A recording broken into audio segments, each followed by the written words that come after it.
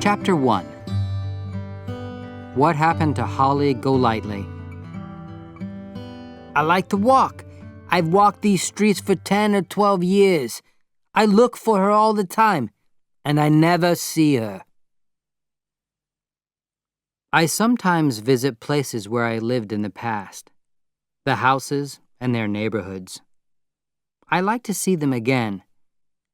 There's a brownstone house in the East 70s where, during the early years of the war, I had my first New York apartment. It was one room, crowded with an old red sofa and red chairs. The walls were dark and dirty from old cigarette smoke. The single window looked out onto a fire escape, a stairway that went down to the street. It wasn't a big place, but it made me happy. It was my first home, and my books were there, and a box of pencils. Everything that a writer needed, I thought. I didn't write about Holly Golайтli in those days.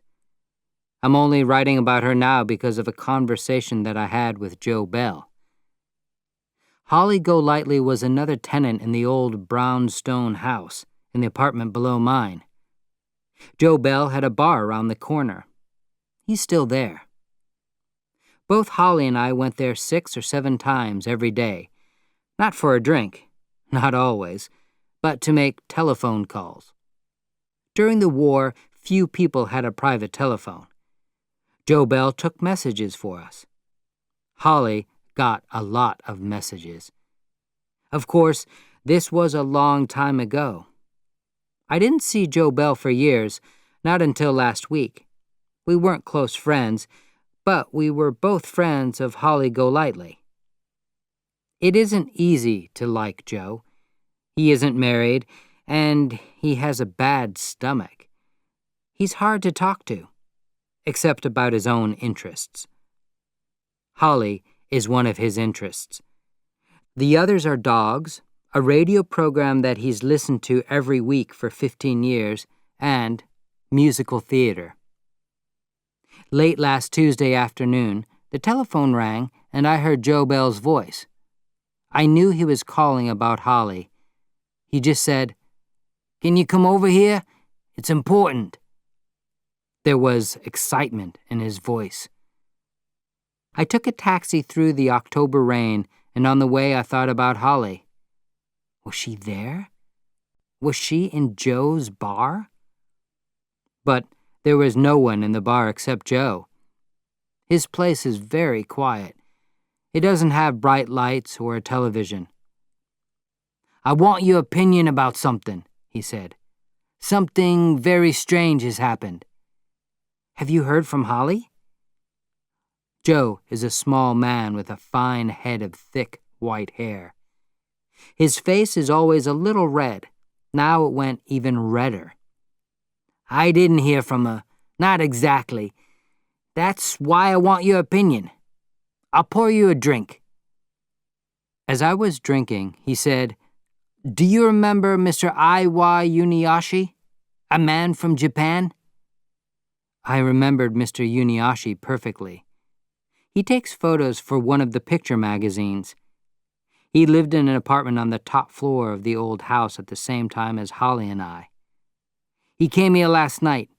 I haven't seen him for more than 2 years. And where was he for those 2 years?"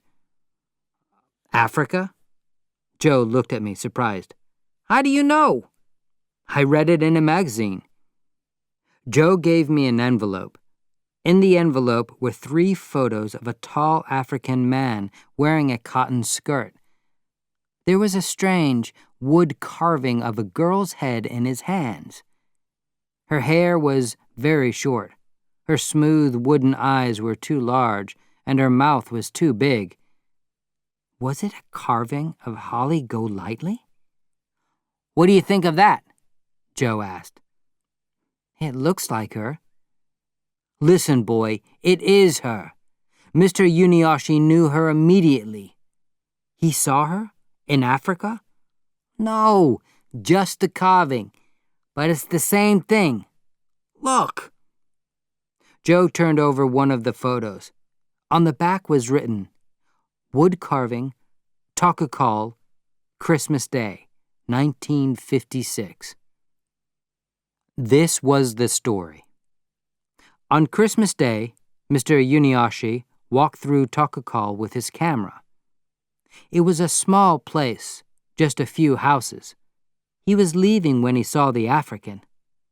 The African was sitting outside a house, carving a piece of wood.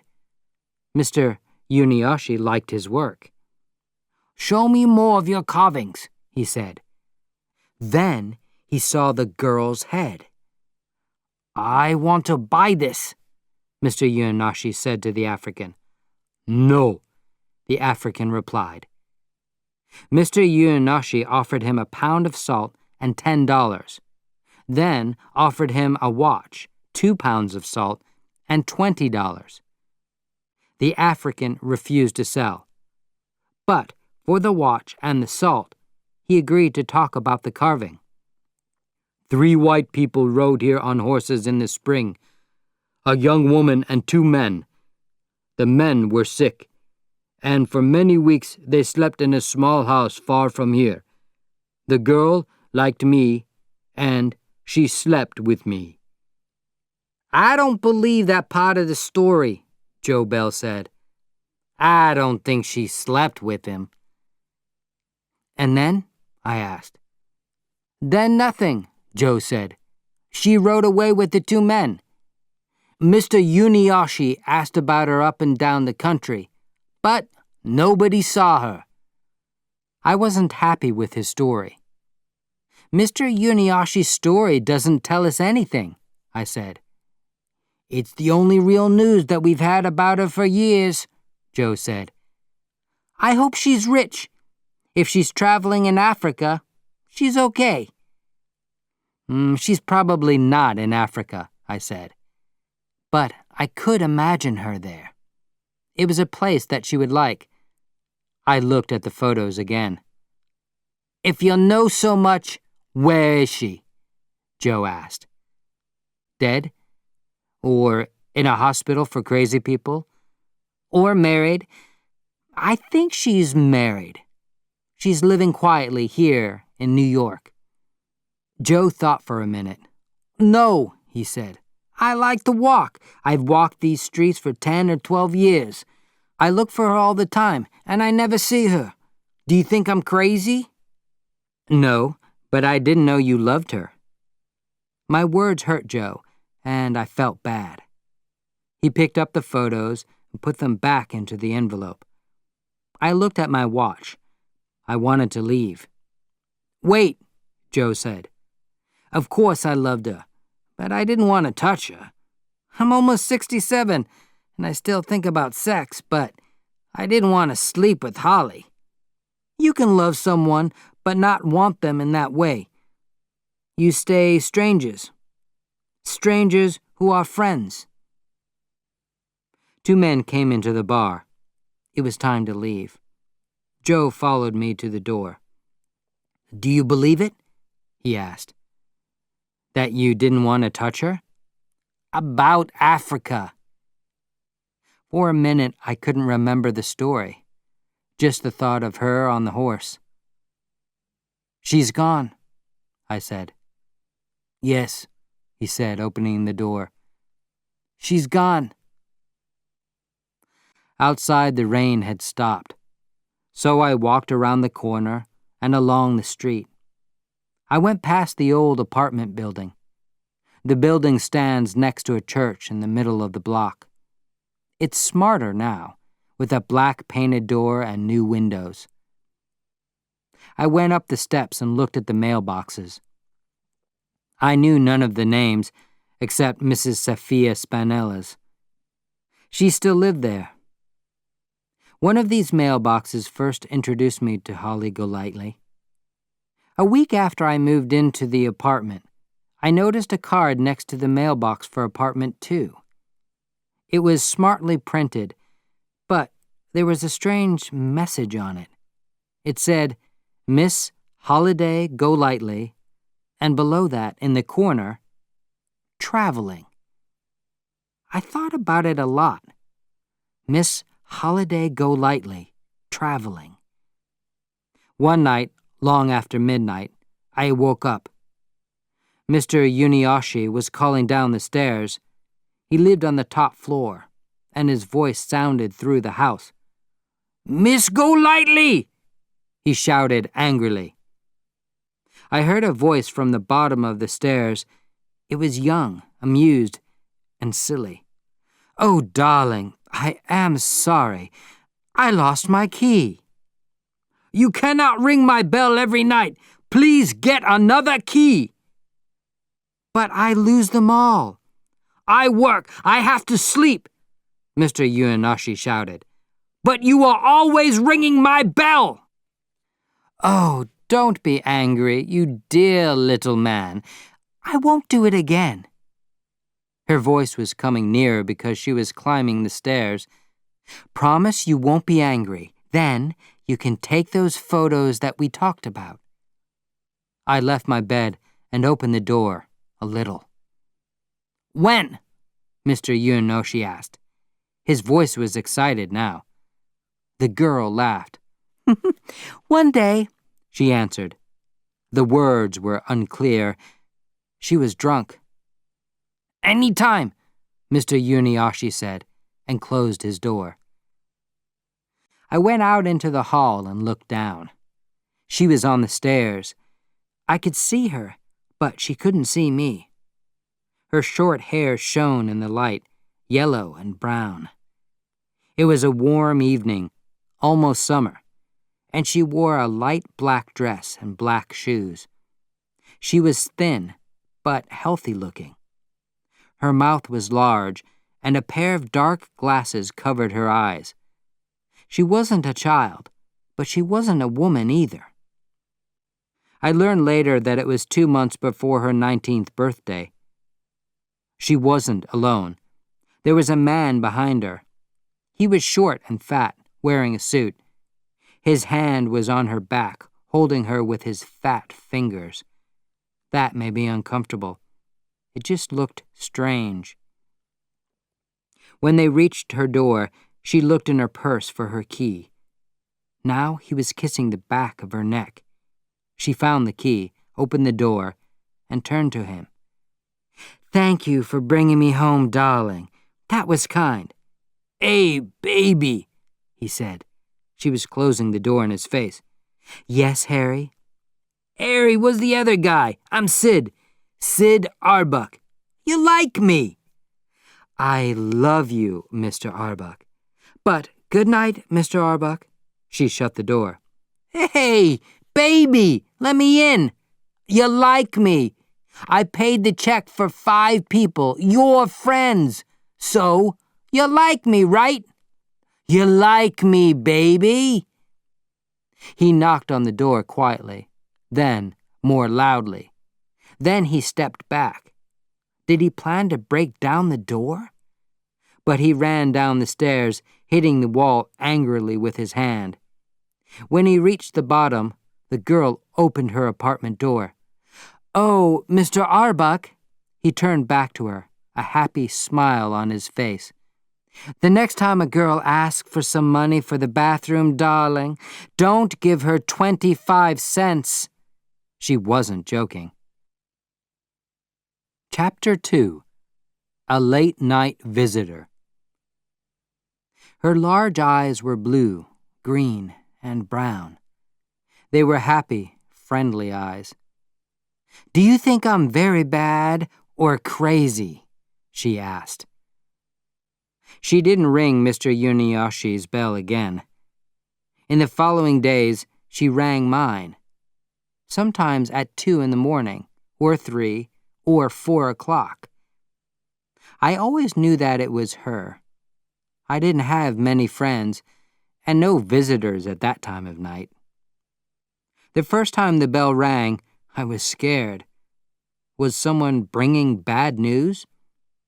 Then Miss Golайтli shouted up the stairs, "Sorry, darling, I forgot my key." We never met.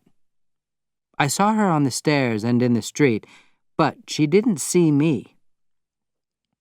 She always wore dark glasses, and she was always well dressed. Maybe she was an actress, but she stayed out so late. Did she have time to work? Sometimes I saw her outside our neighborhood. Once, she was in an expensive restaurant sitting with 4 men. She looked very bored. Another night, in the middle of summer, I was so hot that I left my room. I walked down to 51st Street. There was a store there that I liked, with an old birdcage in the window. It was a beautiful birdcage, but it cost $350. As I went home, I saw a crowd of taxi drivers outside a bar. They were watching a group of Australian soldiers. The Australians were singing and dancing in the street with a girl. It was Miss Golightly. Miss Golightly never seemed to notice me, but I learned a lot about her. I looked in the trash can outside her door. She liked magazines and cigarettes. She didn't eat much food, and she colored her hair. She received a lot of letters from soldiers that she cut into small pieces. Sometimes I read them. Remember and miss you and please write were words that were written on many of the pieces of paper, and lonely and love. She had a cat, and she played the guitar. On sunny days, she washed her hair and sat on the fire escape with the cat. When I heard her guitar, I went to my window. She played well, and sometimes sang too. I don't want to sleep, I don't want to die, I just want to travel through the sky. That was her favorite song. I didn't speak to her until September. One evening, I went to a movie, then came home and went to bed. I read my book, but I felt uncomfortable. Was someone watching me? Then I heard a knock at the window. I opened it. What do you want? I asked Miss Golightly. There's a terrible man in my apartment, she said. She stepped off the fire escape into the room. He's very kind when he's not drunk, but now I hate men who bite. She pulled her gray dress off her shoulder and showed me the bite. Did I wake you? I'm sorry, but I climbed out of the window. He thinks I'm in the bathroom. He'll get tired soon and fall asleep. It was icy on the fire escape, and you look so warm. I saw you and thought about my brother, Fred. 4 of us slept in the bed at home, and he kept me warm on cold nights. Can I call you Fred? She was in the room now, looking at me. She wasn't wearing dark glasses, and her large eyes were blue-green and brown. They were happy, friendly eyes. Do you think I'm very bad or crazy? She asked. No, I said. Yes, you do. Everybody thinks I'm bad. It's okay. Men like crazy, bad women. They think we're interesting. She sat down on one of the old red chairs and looked around the room. This place is terrible. How can you live here? I like it, I said. I wasn't pleased because I was proud of my room. I couldn't live here. What do you do here all day? I pointed at a table covered in books and paper. I write. Aren't writers usually old? Is Hemingway old? I think he's about 40. That's not old. A man doesn't excite me until he's 42. I taught myself to like older men. I've never slept with a writer. No, wait. Do you know Benny Shacklet? No, I said. That's strange. He's written a lot of things for the radio. Are you a real writer? Does anyone buy your work? No, not yet. I'm going to help you, she said. I know lots of people, and they know other people. I'll help you because of my brother Fred. But you're smaller than him. I last saw him when I was 14 years old. That's when I left home. He was already 6'2" tall. My other brothers were small, but Fred ate a lot. Poor Fred. He was very nice, but he was a slow thinker. He's a soldier now. I hope they give him plenty of food. Talking of food, I'm very hungry. I pointed at some apples. Then I said, "You were very young when you left home? Why did you leave?"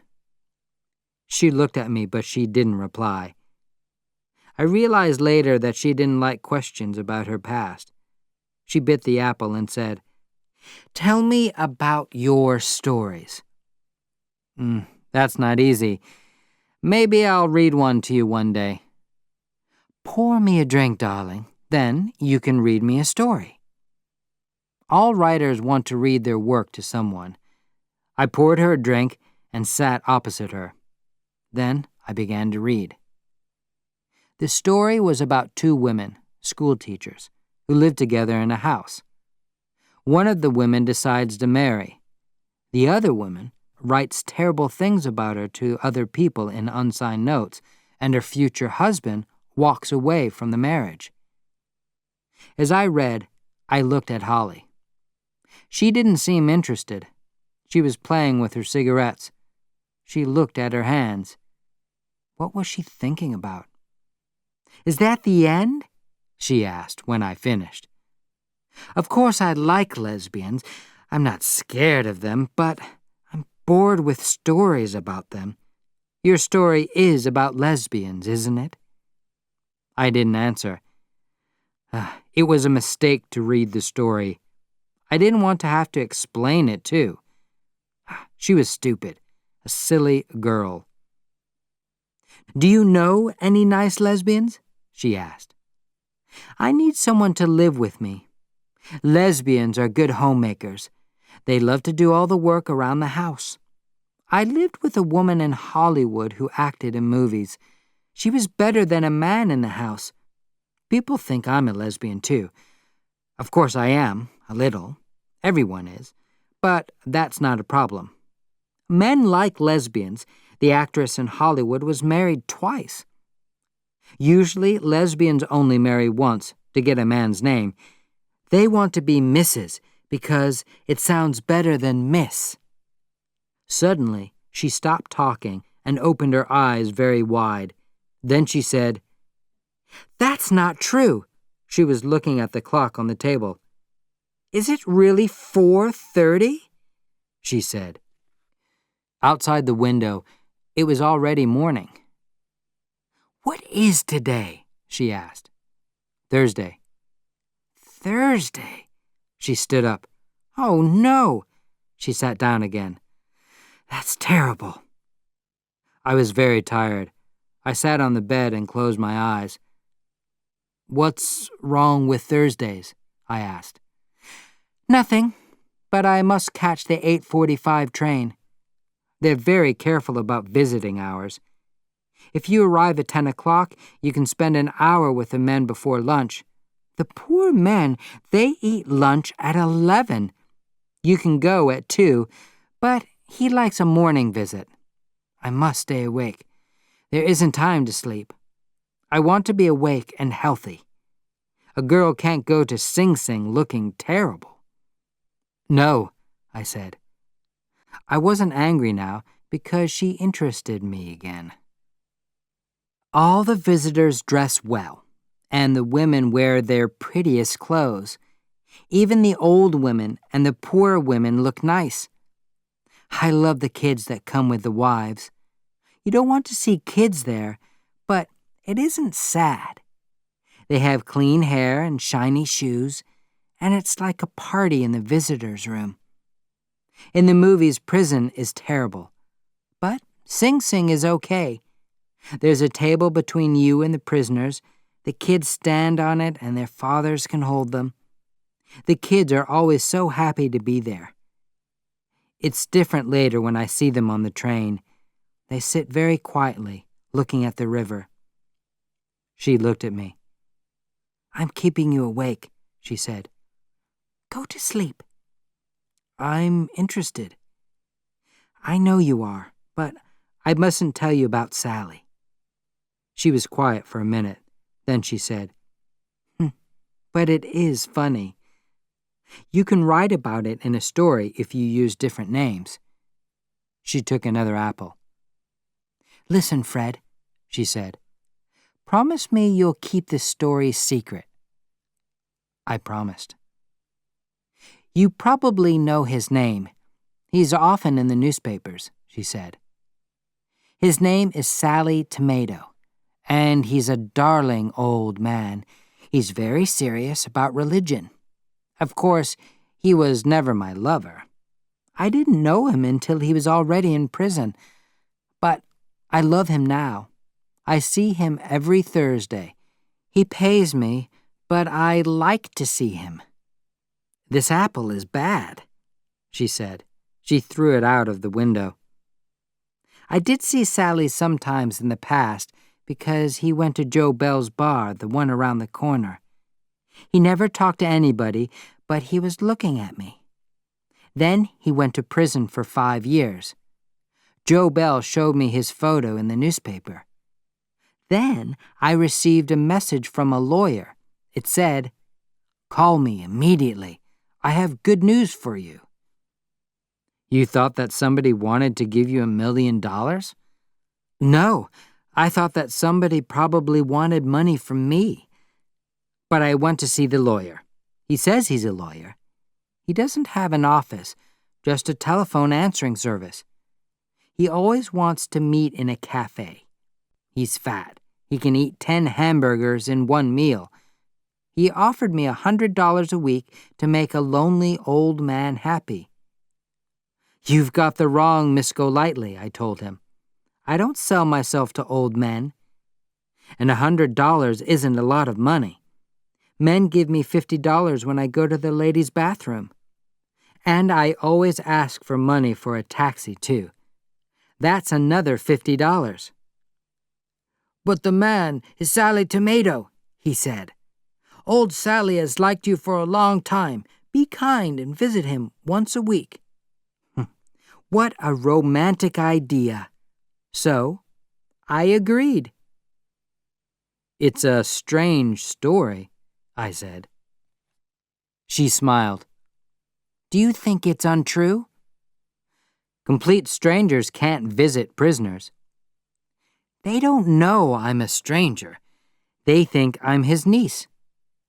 "And he gives you $100 for an hour's conversation?"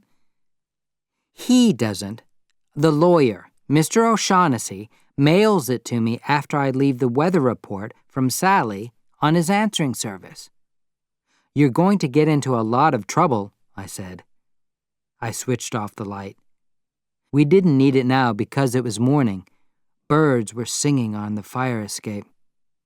"Why?" she said seriously. "You're not his niece." "And what's this weather report?" She gave a tired smile. "It's nothing. Sally tells me what to say. There are strong winds in Cuba, or it's snowing in Palermo. Don't worry, darling," she said to me. "I can look after myself." She moved to the bed and pulled the bed covers over my shoulders. Then she lay down next to me. "Is this okay?" she asked. "I only want to rest for a few minutes. Don't say another word. Go to sleep." I didn't sleep. It was 6 o'clock when she put her hand softly on my arm. "Poor Fred," she said softly. She wasn't talking to me. "Where are you, Fred? I know it's cold. There's snow in the wind." She rested her head on my shoulder. Her face was warm and wet. "Why are you crying?" I asked. She moved away from me and sat up. "Oh," she said angrily. She ran toward the window and the fire escape. I hate people who ask a lot of questions. Chapter 3. A Party at Holly's Apartment. I'll wake up one fine morning and have breakfast at Tiffany's, but I'll always be Holly Golайтли. The next day was Friday. I came home and found a large box of expensive food outside my door. Below it was a card. Miss Holiday Golайтли, traveling. Written on the back was, "Thank you, darling Fred. Please forgive last night. You were very kind. I won't wake you again. Holly." I replied, "Please do," and left my note at her door with some flowers. But she was serious. I didn't see her or hear from her. She had a new key for the front door. She didn't ring my bell, and I missed her. After a few days, I felt angry. I was lonely, but I didn't want to see any of my old friends. They seemed so uninteresting now. By Wednesday, I couldn't work. I was thinking about Holly, Sing Sing, and Sally Tomato all the time. I was thinking about a world where men gave women $50 for the bathroom. That night, I left a message in her mailbox. Tomorrow is Thursday. The next morning, there was a second note from her. "Thank you for telling me. Can you come for a drink tonight at 6 o'clock? I waited until 10 minutes past 6, and then I waited another 5 minutes. A strange man opened the door. He smelled of cigarettes and soap. He was very small, and he had a big head. There was no kindness in his eyes. Hair grew out of his ears and from his nose, and he had a gray beard. "The kid's in the shower," he said. He pointed his cigarette toward the sound of water in another room. We were standing because there were no seats in the room. Suitcases and unpacked boxes were the only furniture. The boxes were used as tables. On one table there were drinks, and on another table were a telephone, Holly's red cat, and some yellow roses. There were bookshelves on one wall, with a few books. I liked the room immediately. It had a careless look. "Did she invite you?" the man asked. He looked at me carefully. "A lot of people come here when they're not invited. Have you known the kid for a long time?" "No," I said. "I live upstairs." My answer pleased him. "Is your apartment the same as this one?" "It's much smaller." "This place is a mess," he said. "Sometimes she has plenty of money, but she still lives in a mess. So, what do you think? Is she or isn't she?" "Isn't she what?" "A fake." "I don't think she is." "You're wrong. She is a fake. But you're also right. She isn't a fake because she's a real fake. She believes all these things she believes. You can't change her. I've tried. The great Benny Poland tried. Benny wanted to marry her, but she refused. Benny spent thousands of dollars sending her to head doctors. There was one famous doctor. He only speaks German. He couldn't change her. But I like the kid. Not everybody likes her, but I do. I really like her, because I'm romantic. Only romantic people understand her. But I'll tell you something. You can do everything for her, and she'll give you nothing.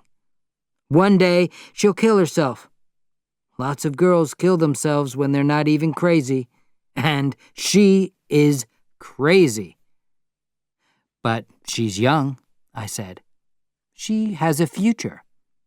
You're wrong again. A year or two ago in California, things were different. People were interested in her, and she was near success. But if you walk out, you can't walk back. Holly wasn't famous, not before the story of Dr. Vassal. Then she had a future. I know. I'm the guy who was helping her." He pointed his cigarette at himself. O.J. Berman. I didn't know his name. I smiled politely, but I'd never heard of O.J. Berman, Hollywood actor's agent. "I saw her first. She was living with a guy who rode in horse races. I'll tell the police if you don't leave her," I told him. She was only 15 years old. She was wearing thick glasses, but she had a lot of style. She just arrived in town, came from nowhere. We gave her French lessons to make her speak better. People were interested in her, important people. Then, Benny Poland, a good guy, wanted to marry her. What more can an agent ask for? Then, the story of Dr. Vassal. Did you see that movie? They wanted to give her a part as one of Dr. Vassal's nurses. Then I got the phone call. He held his hand to his ear. "This is Holly," she said. "I'm in New York." "Why are you in New York?" I asked. "It's Sunday, and you have an interview for the movie tomorrow." She said, "I'm in New York because I've never been to New York before." "Get on a plane and come back here," I told her. But she didn't want the movie. "What do you want?" I asked her. She said, "When I find out, I'll tell you." You see? She's crazy. The red cat jumped off its box and walked up to him. He kicked it away with the toe of his shoe. "Is this what she wants?" he said. "A lot of people that aren't invited? Living off money that men give her? Maybe she'll marry Rusty Trawler." "Sorry, I don't know him." "If you don't know Rusty Trawler, you don't know much about the kid." He smiled. The smile made his face kinder. "I want to start again with Holly, as I told you," he said. "I really like the kid." "What are you saying about me, O.J.?" Holly came into the room with a towel around her. Her feet were wet. "That you're crazy." "Fred knows that already." "Light me a cigarette, darling," she said. She pulled off her shower hat and shook her hair. "Not you, O.J. You make the end wet." She picked up the cat and put him on her shoulder. "O.J. says bad things about me," she told me. I lit a cigarette and she took it. "But he does know a lot of famous people's phone numbers. What's David O. Selznick's number, O.J.? I want you to call him. Tell him about Fred. He's very smart and he writes wonderful stories. Don't be shy, Fred. O.J., darling, how will you make Fred rich?" "I'll talk to Fred about that." "Remember," she said, "I'm his agent. I'll call you to fasten my dress, and if anybody knocks at the door, let them in." Then she left us. Many people knocked at the door. In the next 15 minutes, a group of men filled the apartment. Some were soldiers. Most were too old to fight. They weren't friends. Each man was surprised when he saw the others. Were these all the men that she met in bars? But they soon started talking. I stood alone by the bookshelves and looked at Holly's friends. One man was middle-aged, but he had the face of a child. It was round and fat, and there were no lines around his eyes and mouth. He was at the center of the crowd. He poured drinks and introduced people. It was Holly's apartment, but his party. Maybe he was in love with her. But he didn't mind about the other men. He wasn't angry when she touched a soldier's arm. The man's name was Rutherford Rusty Trawler. When both his parents died in 1908, he was 5 years old. He immediately became a millionaire, and his name was often in the newspapers. After 4 marriages and divorces, he was now an unmarried man again. I read about him in a book on Holly's shelf. It was full of pieces cut from Sunday newspapers about Holly and Rusty. Holly walked up to me while I was reading one of them. It said, "Miss Holiday Golightly, of the Boston Golightlis, makes every day a holiday for millionaire Rusty Trawler." I said, "What was this week's weather report?" She smiled, but she wasn't amused. "Forget about Sally Tomato," she said. "Do you like O.J.? He can help you, Fred." "You didn't like his help," I said. "I don't understand." "The story of Dr. Vassell?" Is he still talking about that movie?" She smiled across the room at Berman. "But he's right. I was a bad girl. I was playing at being an actress. I didn't want to be a movie star. It's too difficult. I'm too intelligent, and I like myself too much. Movie stars don't like themselves. But one day I want to be rich and famous. That's part of my plan. I'll wake up one fine morning and have breakfast at Tiffany's. But I'll always be Holly Golightly." "You need a drink?" she said. "Rusty, will you bring my friend a drink?" She was still holding the cat. "Poor cat, without a name," she said. "I can't give him a name because he doesn't belong to me. We met by the river one day and he came home with me. But he isn't mine. I don't want to own anything until I have the right place. I don't know where that place is. Tiffany's, maybe." She smiled and dropped the cat on the floor. "Jewelry isn't important to me. Well, I do like expensive jewelry, but you can't wear the really expensive stones until you're 40. They only look good on old women. But I love Tiffany's for another reason. Listen, you know those days when you're really unhappy and afraid?" "Days when you're sad?" "No," she said slowly. "No, you can be sad because you're getting fat, or maybe it's rained for a long time. But sometimes you feel worse. You're afraid, and you don't know why. Something bad is going to happen. Do you get that feeling?" "Quite often." "What do you do about it?" "A drink helps. I've tried that, and drugs, but they don't help. Only one thing works for me. I get into a taxi and go to Tiffany's.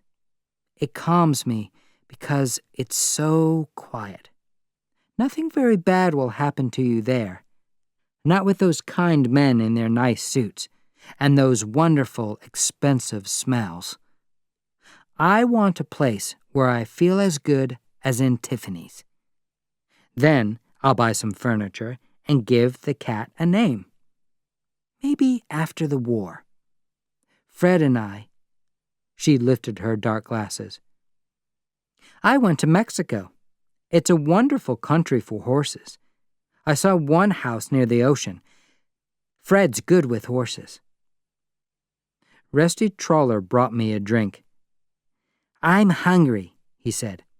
"It's 7:30 and I'm hungry. You know what the doctor says?" "Yes, Rusty, I know what the doctor says. So let's stop the party. Let's go." "Be a good boy, Rusty." She spoke softly, but her voice was angry. "You don't love me," he said. "Nobody loves a bad boy." Her words seemed to excite him. This was a game that they played. He continued. "Do you love me?" She touched his hand. "Look after the guests, Rusty, and when I'm ready, we'll eat." "Chinese food?" "Maybe, but not too much of it. Remember what the doctor says." He returned to the party. There was a happy smile on his face. "Do you love him?" I asked. "You can love anybody if you really try. And he was very unhappy when he was a child. He is a child. That's how he acts. He feels safer. He really wants to be a girl, but he can't think like that. Grow up and make a home with a nice fatherly truck driver, I told him. But he got angry and tried to knife me. He's okay. He won't really hurt me. Thank God you're not going to marry Mr. Trawler. He's rich. Land in Mexico costs money. Now, let's find OJ. Before we moved, I asked her another question. Why does it say traveling on your card? I don't know where I'll be tomorrow. So, I told them to put traveling. I didn't need those cards, but I wanted to buy something. They're from Tiffany's. She took my hand. Come with me. You're going to make friends with OJ. Suddenly, the door opened and a young woman hurried in. Holly, she said. You are so selfish. You kept all these wonderful men for yourself? She was more than 6 feet tall, taller than most of the men in the room. Holly said angrily, What are you doing here? Nothing, darling. I was upstairs with Yuniyoshi. We're taking photos for a Christmas magazine. Are you angry, darling? She smiled at the men in the room. You boys aren't angry with me because I've come to the party. Rusty Trawler laughed quietly. Do you want a drink? He asked. Yes, please, she said. There isn't any, Holly told her. It's finished. Oh, that's okay. Don't worry about me, Holly, darling, she said. I can introduce myself. She looked down at O.J. Berman. I'm Mag Wildwood from Wildwood, Arkansas. That's in the mountains. The men moved around her. They liked her silly jokes. She wasn't beautiful, but she looked interesting. She was very tall and had a flat chest. Her hair was pulled straight back, making her thin face thinner. Even her unusual speech made her silly words sound interesting. Men wanted to protect her. Here's an example. She said, Who can tell me where the bathroom is? Berman ran over to her. He offered his arm to guide her there himself. That isn't necessary, said Holly. She's visited me before. She knows where the bathroom is. After Mag Wildwood left the room, she continued. It's really very sad. She waited until the men were listening to her. And so mysterious. She looks healthy. She looks so clean. That's the strange thing.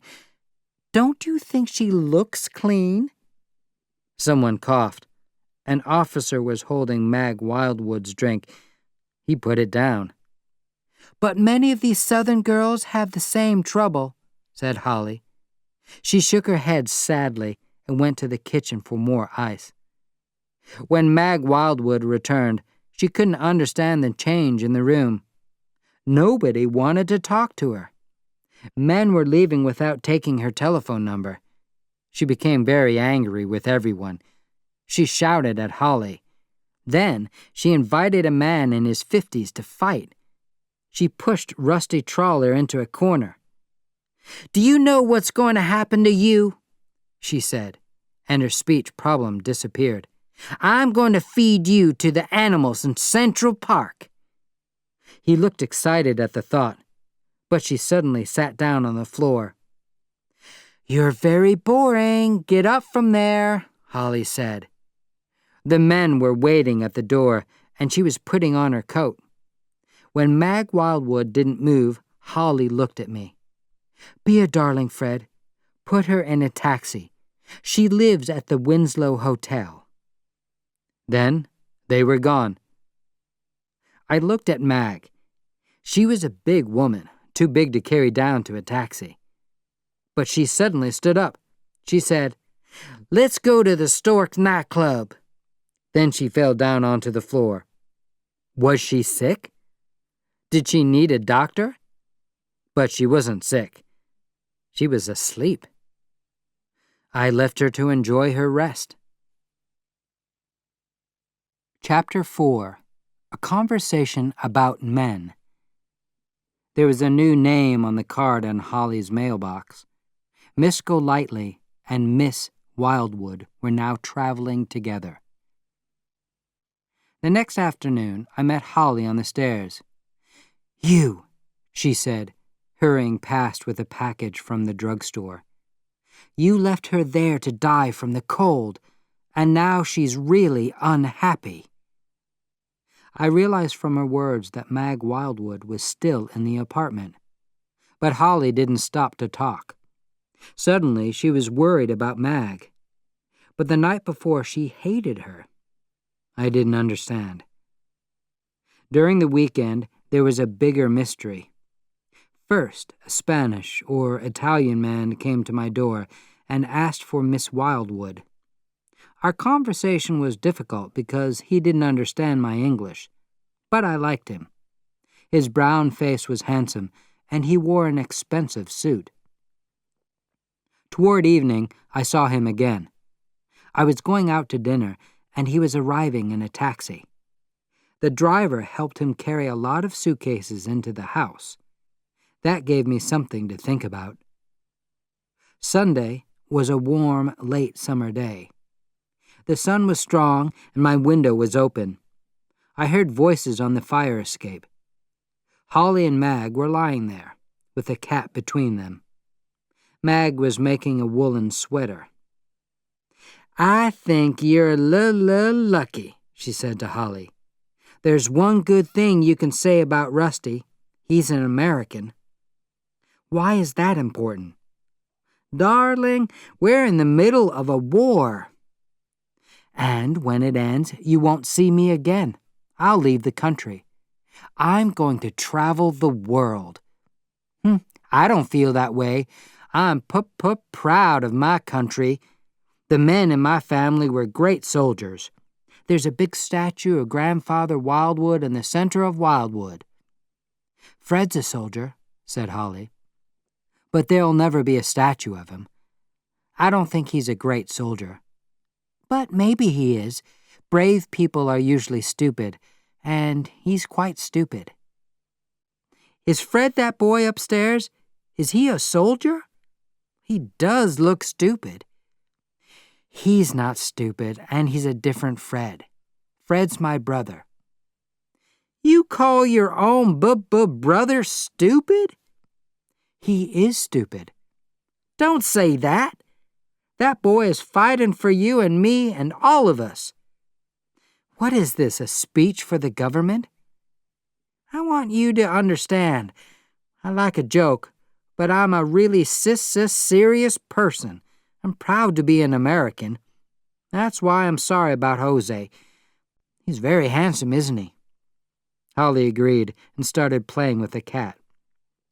"But I can't imagine marrying a Brazilian and being a Brazilian myself. It's a long way from here, 6,000 miles, and I don't know the language." "Go to a language school." "Do they teach Portuguese? Do people really speak Portuguese?" "No, Jose must stop working for the Brazilian government. He must become an American. Why does he want to be the president of Brazil? That's a crazy idea." She was quiet for a minute. Then she spoke again. "I'm really in love. You saw us together. Do you think I'm really in love?" "Does he bite?" "Bite?" "Bite you when you're in bed?" "No." "Is that important?" Then she continued. "But he does laugh." "That's good. I like a man who laughs in bed. Most of them just make strange noises. Okay, he doesn't bite in bed, but he laughs. And?" Mag didn't answer.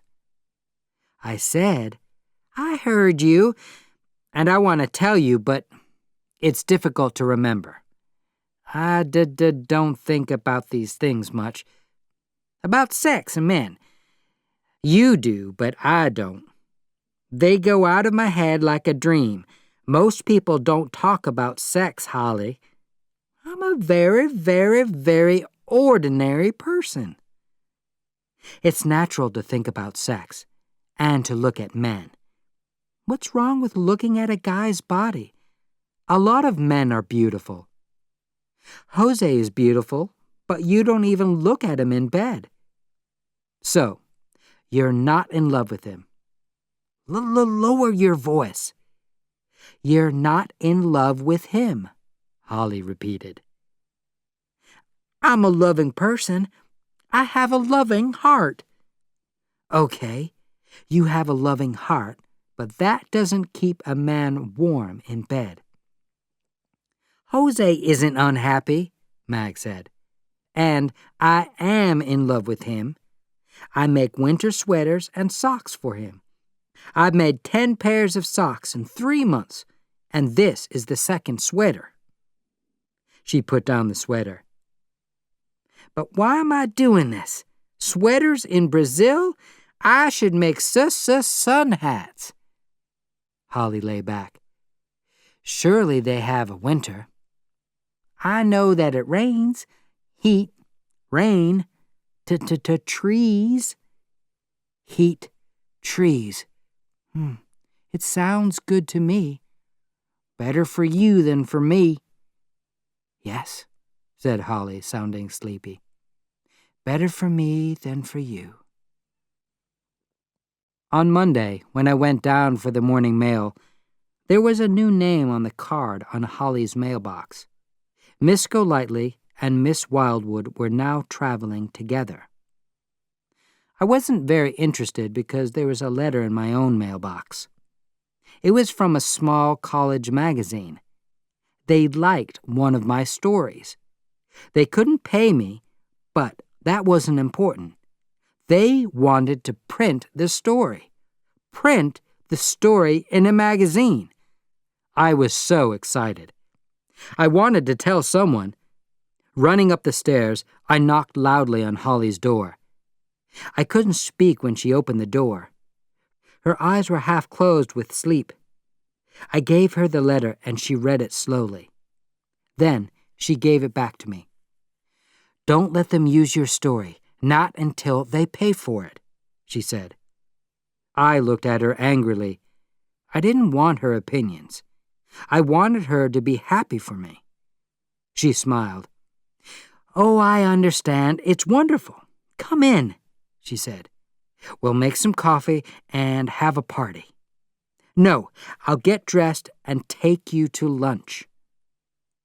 Her bedroom was in the same state as the other rooms in the apartment. There were a lot of boxes and suitcases. All her things were packed. She was ready to leave. This room did have a piece of furniture, though. A double bed made of light wood with a shiny cover. She left the door of the bathroom open. As she washed, she talked to me. You know that Mag Wildwood has moved in? Isn't that good? She's not a lesbian, but she's stupid. That's almost as good as a lesbian.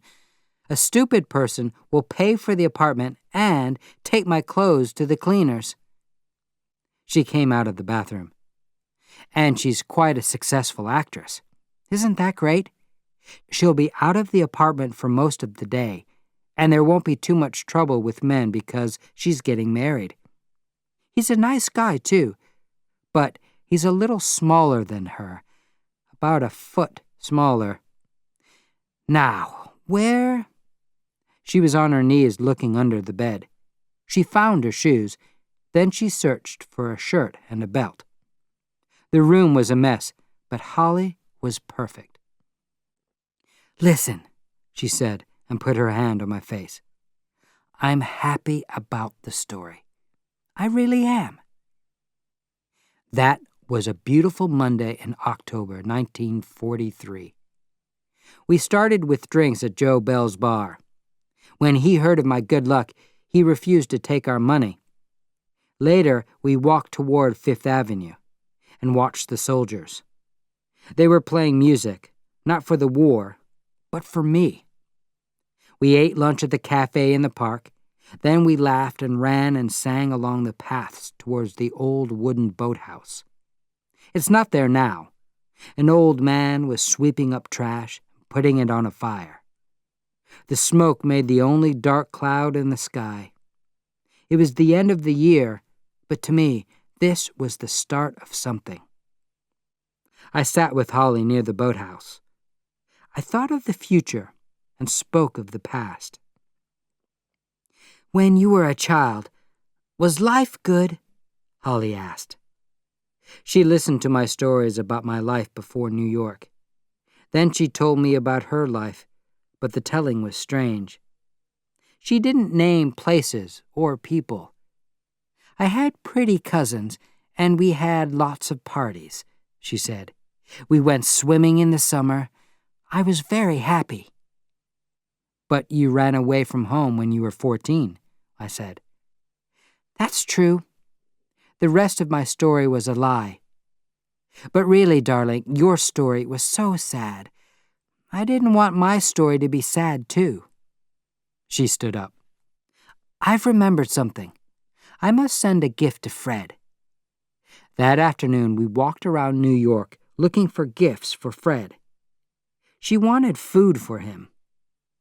"He's a big, tall guy, and he loves to eat," she said. It was dark when we came out of the last grocery store. We were near the store with the birdcage in its window, so I showed it to her. She liked it. "It's beautiful," she said. "But it is a cage. Nothing can be free inside there." We were near a larger store, and she took my arm. "Let's steal something," she said, and she pulled me inside. I was scared because people were watching us. Holly laughed and stole something small. Then she took my hand, and we walked away. It was as simple as that. Outside, we ran for a few blocks because we were so excited. "Have you often stolen things?" I asked. "I had to when I was younger," she said. "I steal sometimes now. It's good practice. One day, I may need to do it again." I have a memory of spending many days like that with Holly. Sometimes we did spend a lot of time together, but in reality, the memory is a lie. Toward the end of the month, I found a job. It was necessary, and I worked from 9 o'clock in the morning to 5 in the evening. My hours were very different to Holly's. When I came home from work, Holly was getting out of bed, except on Thursday, her Sing Sing day. She also got up early in the day when she went horse riding. Sometimes I stopped at her apartment for a cup of coffee. She was always going out, usually with Rusty Trawler, Mag Wildwood, and the handsome Brazilian. His name was Jose Barra-Yeager, because his mother was German. They were a strange group. Barra-Yeager was different to Holly, Rusty, and Mag. He was intelligent, well-dressed, and serious about his work. He was something important in the government and went to Washington 3 or 4 days a week. Did he enjoy these nights? Night after night in clubs, La Rue or El Morocco, listening to Mag tut-tut-tut talk and looking at Rusty's baby face? He was a foreigner, I thought. He didn't understand Americans. To him, we were all the same. He didn't realize that people were different, some good and some bad. He thought we were all interesting and fun to be with, and I thought Holly wanted him. That explains some of what happened next. Chapter 5. A Gift from Tiffany's. Holly Golайтli was out of my life. She wasn't important. I didn't need to speak to her again. Late one afternoon, I was waiting for a bus on Fifth Avenue when I saw a taxi stop across the street. A girl got out and ran up the steps of the library through the doors of the building. Suddenly, I realized it was Holly. I was surprised because the idea of Holly in a library was very strange. I followed her inside the building. She went into the reading room, where she sat at a desk in front of a pile of books. She was wearing her dark glasses. She turned quickly from one book to the next, sometimes reading a page more carefully. She held a pencil above a piece of paper, but didn't write much. When she did write, her pencil moved slowly. I remembered a girl from school, Mildred Grossman. Mildred was a serious girl with thin, straight hair and dirty glasses. She never dreamed of a more exciting life. Mildred and Holly were very different, but in my mind, they were similar. Most people change every few years. Their ideas and even their bodies change. But these were two people who could never change. For this reason, I looked at Holly Golайтli and thought about Mildred Grossman. I imagined them in a restaurant in the future. Mildred will read the menu carefully. Then she'll ask the waiter, "Is this food healthy? Is it good for me?" Holly will want to try everything on the menu. It was after 7 o'clock. Holly put on more lipstick and some jewelry. She was preparing to go to a nightclub. When she left the library, I walked over to her table. Her books were there. They were all books about Brazil. The night before Christmas, Holly and Mag gave a party. I arrived early. "Look in the bedroom. There's a gift for you," Holly said. I had a gift for her, too. There was a small package in my pocket.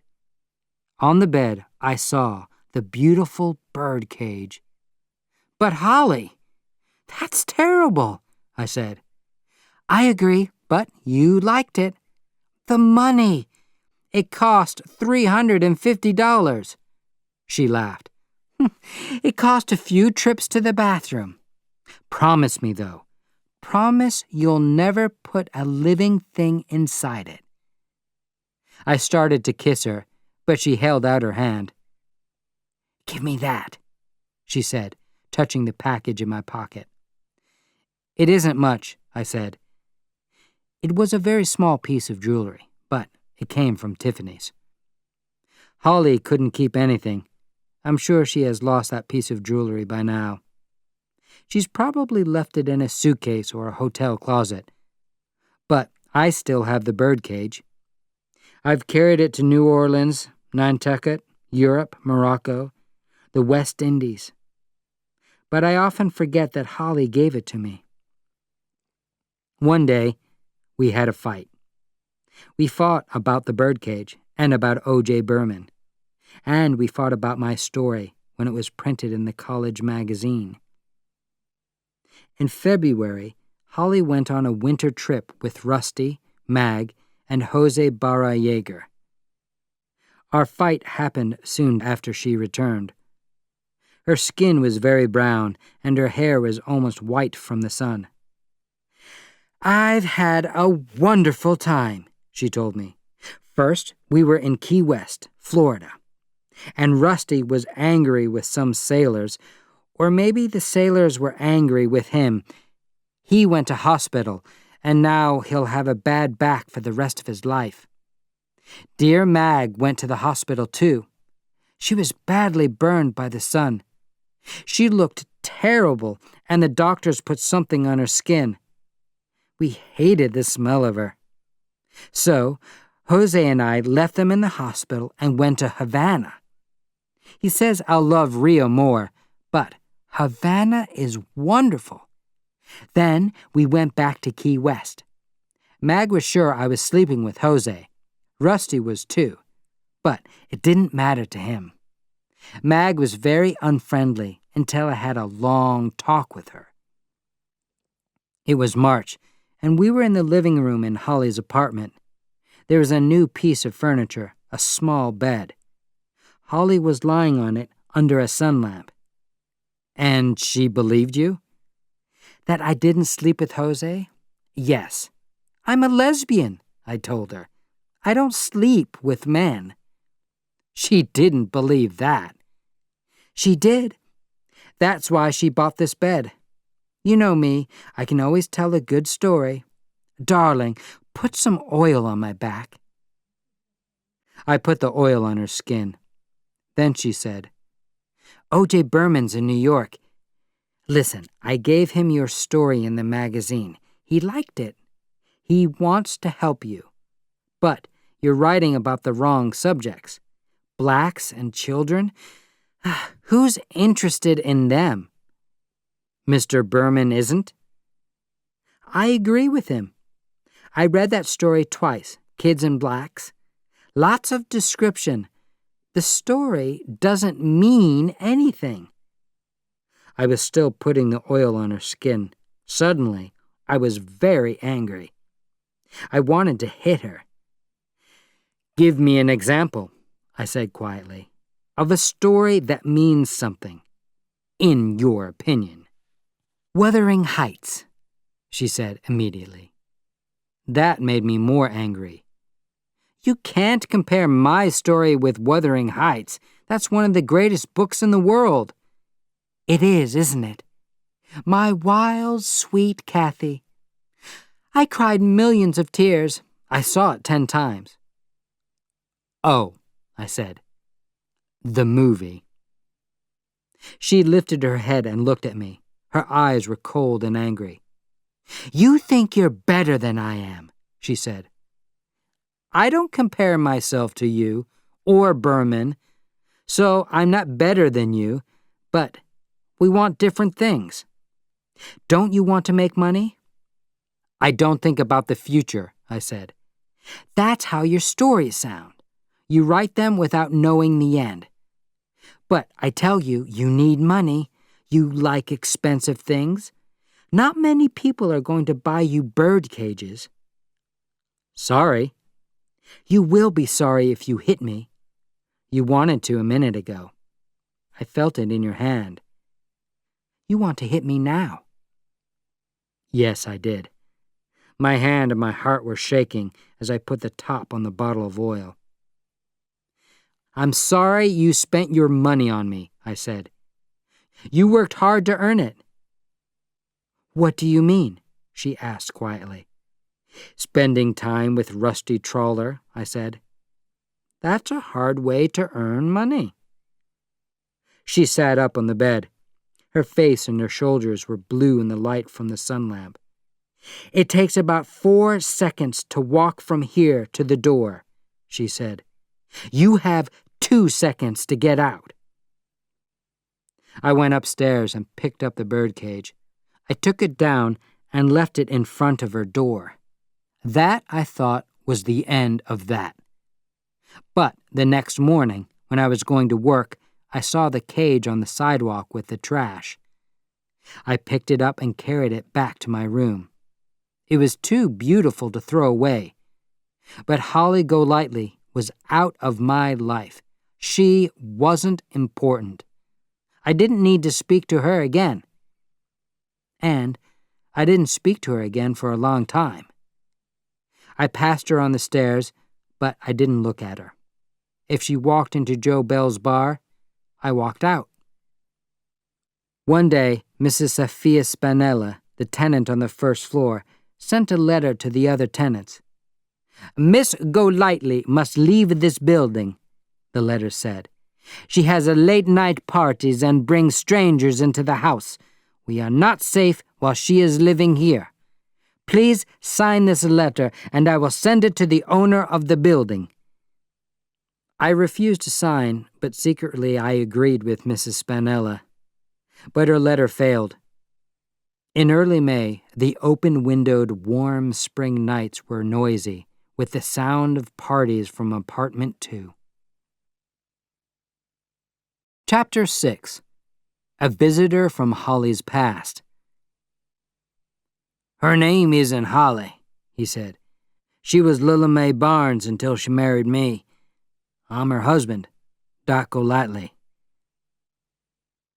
It wasn't unusual for strange people to come to Holly's door.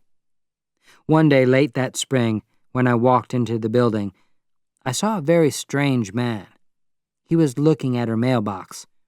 He was about 50 years old, with a tired face and sad gray eyes. He wore an old gray hat, and his cheap summer suit was too big for him. His shoes were brown and new. He didn't ring Holly's doorbell. Slowly, he touched the letters of her name on her card. That evening, on my way to supper, I saw the man again. He was standing across the street, under a tree, looking up at Holly's windows. What did he want? Was he a detective? Or someone sent by her Sing-Sing friend, Sally Tomato? Suddenly, I felt sorry for Holly.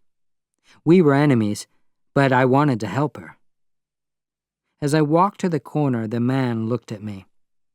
Then, he started to follow me. He was singing quietly, Holly's song. "I don't want to sleep, I don't want to die, I just want to travel through the sky." I waited for a traffic light to change. I looked at him out of the corner of my eye as he spoke to a dog owner. "You have a fine animal," he said. His voice was low, and he came from the hill country. The hamburger restaurant was empty, but he sat next to me at the bar. He smelled of cigarettes. He ordered a cup of coffee, but didn't drink it. He looked at me in the mirror on the wall opposite us. "Excuse me," I said. I looked at him in the mirror, too. "What do you want?" The question didn't make him nervous. "I need a friend," he said. He pulled an old wallet from his pocket and took out a photo. There were 7 people in the picture, in front of a wooden house. They were all children, except for the man. He had his arm around the waist of a pretty little girl. "That's me," he said, pointing at himself. "That's her," he pointed at the girl. "And this one here," he added, "is her brother Fred." I looked at her again. Yes, now I could see that the child was Holly. "You're Holly's father." "Her name isn't Holly," he said. "She was Lilla Mae Barnes until she married me. I'm her husband, Doc Golightly. Call me Doc. I'm a horse doctor. I do some farming, too, near Tulip in Texas." "Why are you laughing?" I wasn't really laughing. I was nervous. I drank some water, and it went down the wrong way. He hit me on the back. "This isn't funny. I'm a tired man.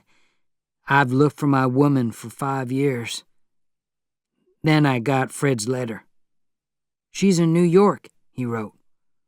I bought a bus ticket and came to the city. I want Lilla Mae at home with her husband and her children." "Children?"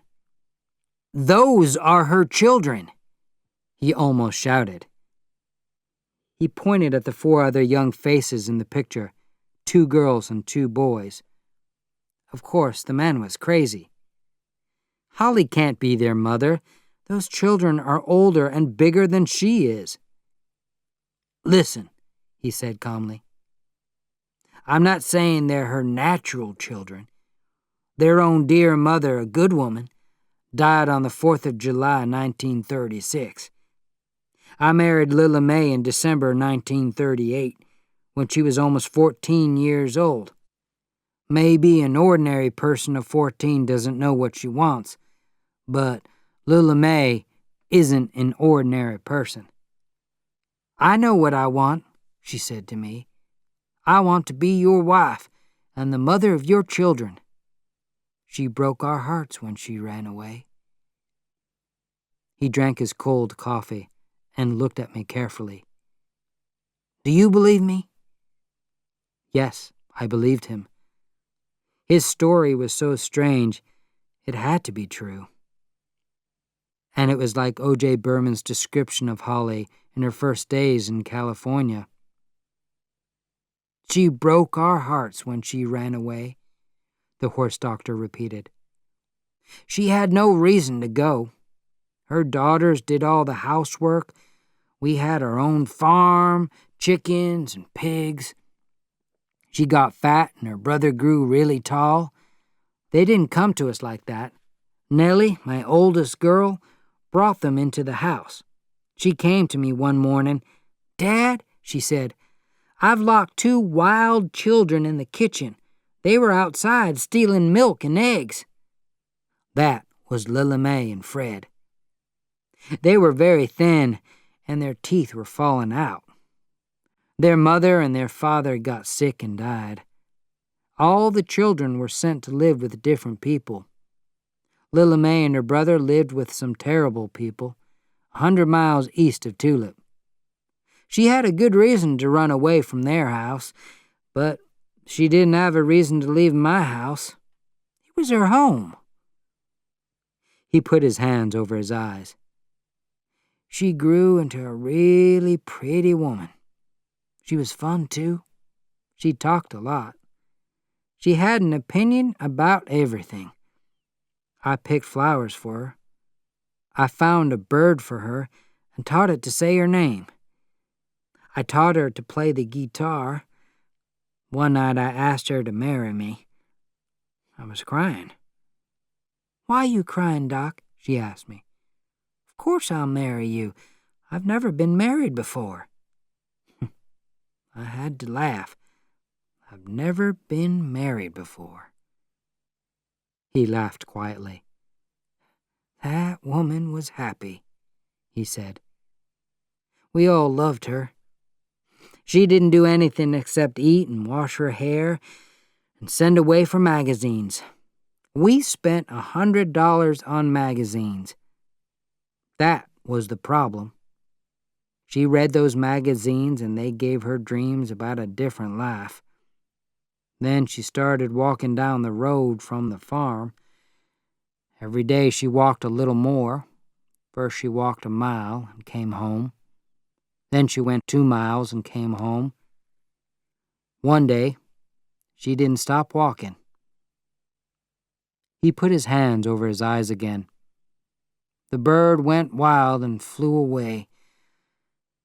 All summer you could hear him, in the yard, in the woods. All summer that bird was calling, 'Lilla May, Lilla May.'" Then he stopped talking. I paid our checks and we left the cafe together. It was a cold, windy evening. We were both quiet. Then I said, "But what happened to her brother? Didn't he leave?" "No, sir," he said. "Fred stayed with us until he became a soldier. He's a good boy, good with horses. He didn't understand Lilla May. 'Why has she left her brother and husband and children?' he asked. After he left the farm, he had some letters from her. He sent me her address, so I've come to get her. I know she's sorry. I know she wants to go home." He wanted me to agree with him. "I think you'll find that Holly, or Lilla May, has changed," I said. "Listen," he said when we reached my apartment building. "I need a friend. I don't want to surprise her or scare her. Be my friend. Tell her I'm here." I liked the idea of introducing Mrs. Golightly to her husband. I looked up at her lighted windows. I hoped her friends were there. I wanted to see Doc Golightly shake hands with Mag and Rusty and Jose. But then I looked at Doc Golightly's proud, serious eyes, and I felt bad. He followed me into the house and waited at the bottom of the stairs. "Do I look nice?" he asked quietly. Holly was alone. She answered the door immediately. She was ready to go out. "Hello, you silly man," she said.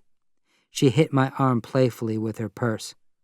"I'm in a hurry, so we can't make friends now. Tomorrow, okay?" "Okay, Lilla May. But will you be here tomorrow?"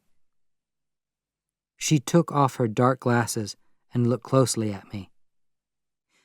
"He told you that?" she said in a small, nervous voice. "Oh, please. Where is he?" She ran past me into the hall. "Fred?" she called down the stairs. "Fred! Where are you, darling?" I heard Doc Golightly climbing the stairs. Holly saw him and stopped. She wasn't scared, but suddenly she was very sad. Then he was standing shyly in front of her. "Hello, Lilla May," he began. "Don't they feed you up here? You're so thin, like when I first saw you." Holly touched his face. "Hello, Doc," she said softly and kissed him. "Hello, Doc," she repeated happily. He lifted her off her feet and started to laugh. Neither of them saw me when I went up to my room. They didn't seem to notice Mrs. Sophia Spinella when she opened her door. "Be quiet!" she shouted. "Take your man away from this house!" "Divorce him?" "Of course, I never divorced him. I was only 14. Holly lifted her empty glass. "2 more drinks, my darling Mr. Bell?" We were in Joe Bell's bar. "It's early in the day for drinking," he said. The clock behind the bar showed that it was not yet noon. We were already on our 4th drink. "But it's Sunday, Mr. Bell. The clocks are slow on Sundays, and I haven't been to bed yet," she told him. "Not to sleep," she said quietly to me. She went red and turned away. For the first time, she seemed to feel a need to explain her actions to me. "I had to. Doc really loves me, you know, and I love him. He may look old to you, but you don't know him. He's a kind man. He loves birds and children. He gave me a lot. Every night I ask God to watch over him." "Stop smiling," she said angrily. "I do love him." "You're a very special person," I said. "Yes, I am," she said. Her face, pale in the morning light, brightened. She smoothed her hair. "I look terrible. We spent the night in a bus station. Doc wanted me to go with him. I told him, 'Doc, I'm not 14 and I'm not Lilla May.' But do you know what's sad? I am the same person. I'm still stealing eggs and running through the trees." Joe Bell put the fresh drinks in front of us. "Never love a wild thing, Mr. Bell," Holly told him. "That was Doc's mistake. He was always bringing home wild things. Once it was a sick bird, then a wild cat with a broken leg. But you can't give your heart to a wild thing. If you give them your heart, they get stronger. Then, one day, they are so strong that they run into the woods or fly into a tree, then a taller tree, then the sky. If you love a wild thing too much, they run away." "She's drunk," Joe Bell told me. "A little," Holly said, "but Doc understood. I explained it to him very carefully. We shook hands, and he held me. He wants me to be happy. "What's she talking about?" Joe Bell asked me. Holly lifted her glass and touched it against mine. "Good luck, Doc. Dearest Doc, it's good to look at the sky. But you don't want to live there. It's a very empty place." Chapter 7. A Death in the Family. "Run!" shouted Mrs. Spinella, pushing me. "Tell the police there is a murder!" I ran, but only upstairs to Holly's door. Rusty Trawler Mary's fifth wife. I was on a subway train when I saw those words in another passenger's newspaper. I read, "Millionaire Rutherford, Rusty, Trawler, yesterday married a beautiful—" I didn't want to read any more. So, Holly was married to him. I wanted to be under the wheels of the train. The few weeks after our Sunday at Joe Bell's bar were difficult. First, I lost my job because of a silly mistake. I was scared. I didn't want to leave New York, but could I stay there without work? And there was still a war in Europe. I was the right age, but I really didn't want to be a soldier. That day, I was on a subway because I was looking for another job. I was returning from an interview with a newspaper. It was summer, and the city was hot. I felt tired and nervous and unhappy. So yes, part of me already wanted to be under the wheels of the train. Then I saw the newspaper. Holly was married to that stupid man. The world was going crazy. Was I angry because I was in love with Holly? Maybe. I was in love with her. I loved Holly in the same way that I loved my mother's old cook, and the mailman, and the McKendrick family in my hometown. She was an important part of my life. I didn't want to lose her friendship. When I arrived at the station, I bought a newspaper. I read the end of the sentence and discovered the name of Rusty's new wife. A beautiful girl from the Arkansas hills, Miss Margaret Thatcher Fitzu Wildwood. Mag! My legs started to shake, and I took a taxi home. Mrs. Sophia Spinella met me in the hall. Her eyes were wild. "Run!" she said. "Bring the police! She is killing somebody! Somebody is killing her!" There was a lot of noise in Holly's apartment, breaking glass, furniture falling over, but strangely, there were no angry voices. "Run!" shouted Mrs. Spinella, pushing me. "Tell the police there is a murder!" I ran, but only upstairs to Holly's door. I knocked on it loudly, and the noise inside stopped. But she didn't let me into the apartment. I tried to break down the door, but only hurt my shoulder. Then below me, I heard Mrs. Spinella giving orders to another man. "Get the police," she said. "Be quiet," the man told her, "and move away from me." It was Jose Barra Yeager. He didn't look like a smart Brazilian government employee now. He was nervous and scared. "Move out of my way," he ordered me. Using his own key, he opened the door. "Come in here, Dr. Goldman," he said to the man who was with him. I followed them into the apartment. It was a terrible mess.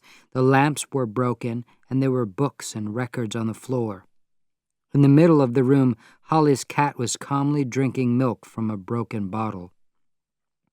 In the bedroom, I stepped on Holly's dark glasses. They were lying on the floor, already broken into 2 pieces. Holly lay on the bed. She didn't move or say anything. The doctor took her hand. "You're a tired young lady, very tired. You want to go to sleep, don't you?" "Sleep." Holly touched her face, leaving blood on it from a cut finger. Sleep, she said. Her voice was tired and childish. I can sleep when he's there. I hold him on cold nights. I saw a place in Mexico with horses near the ocean. With horses near the ocean, repeated the doctor softly. He took something from his black case. Jose looked at the doctor. Is she sad? He asked. Is she sick only because she's sad? That didn't hurt, did it? Asked the doctor. He touched Holly's arm with a small piece of cotton. She turned to the doctor. Everything hurts. Where are my glasses? But she didn't need them. Her eyes were already closing. She is only sad? Jose asked again. Please, sir, the doctor said angrily. Leave me alone with the patient. Jose went back to the living room. Then he shouted at Mrs. Spinella and pushed her out of the apartment. Don't touch me! I'll call the police, she said. At first he wanted to throw me out of the apartment too. Then suddenly he invited me to have a drink. I am worried, he told me. The newspaper reporters will write about this, breaking up the apartment, acting like a crazy woman. My work is important.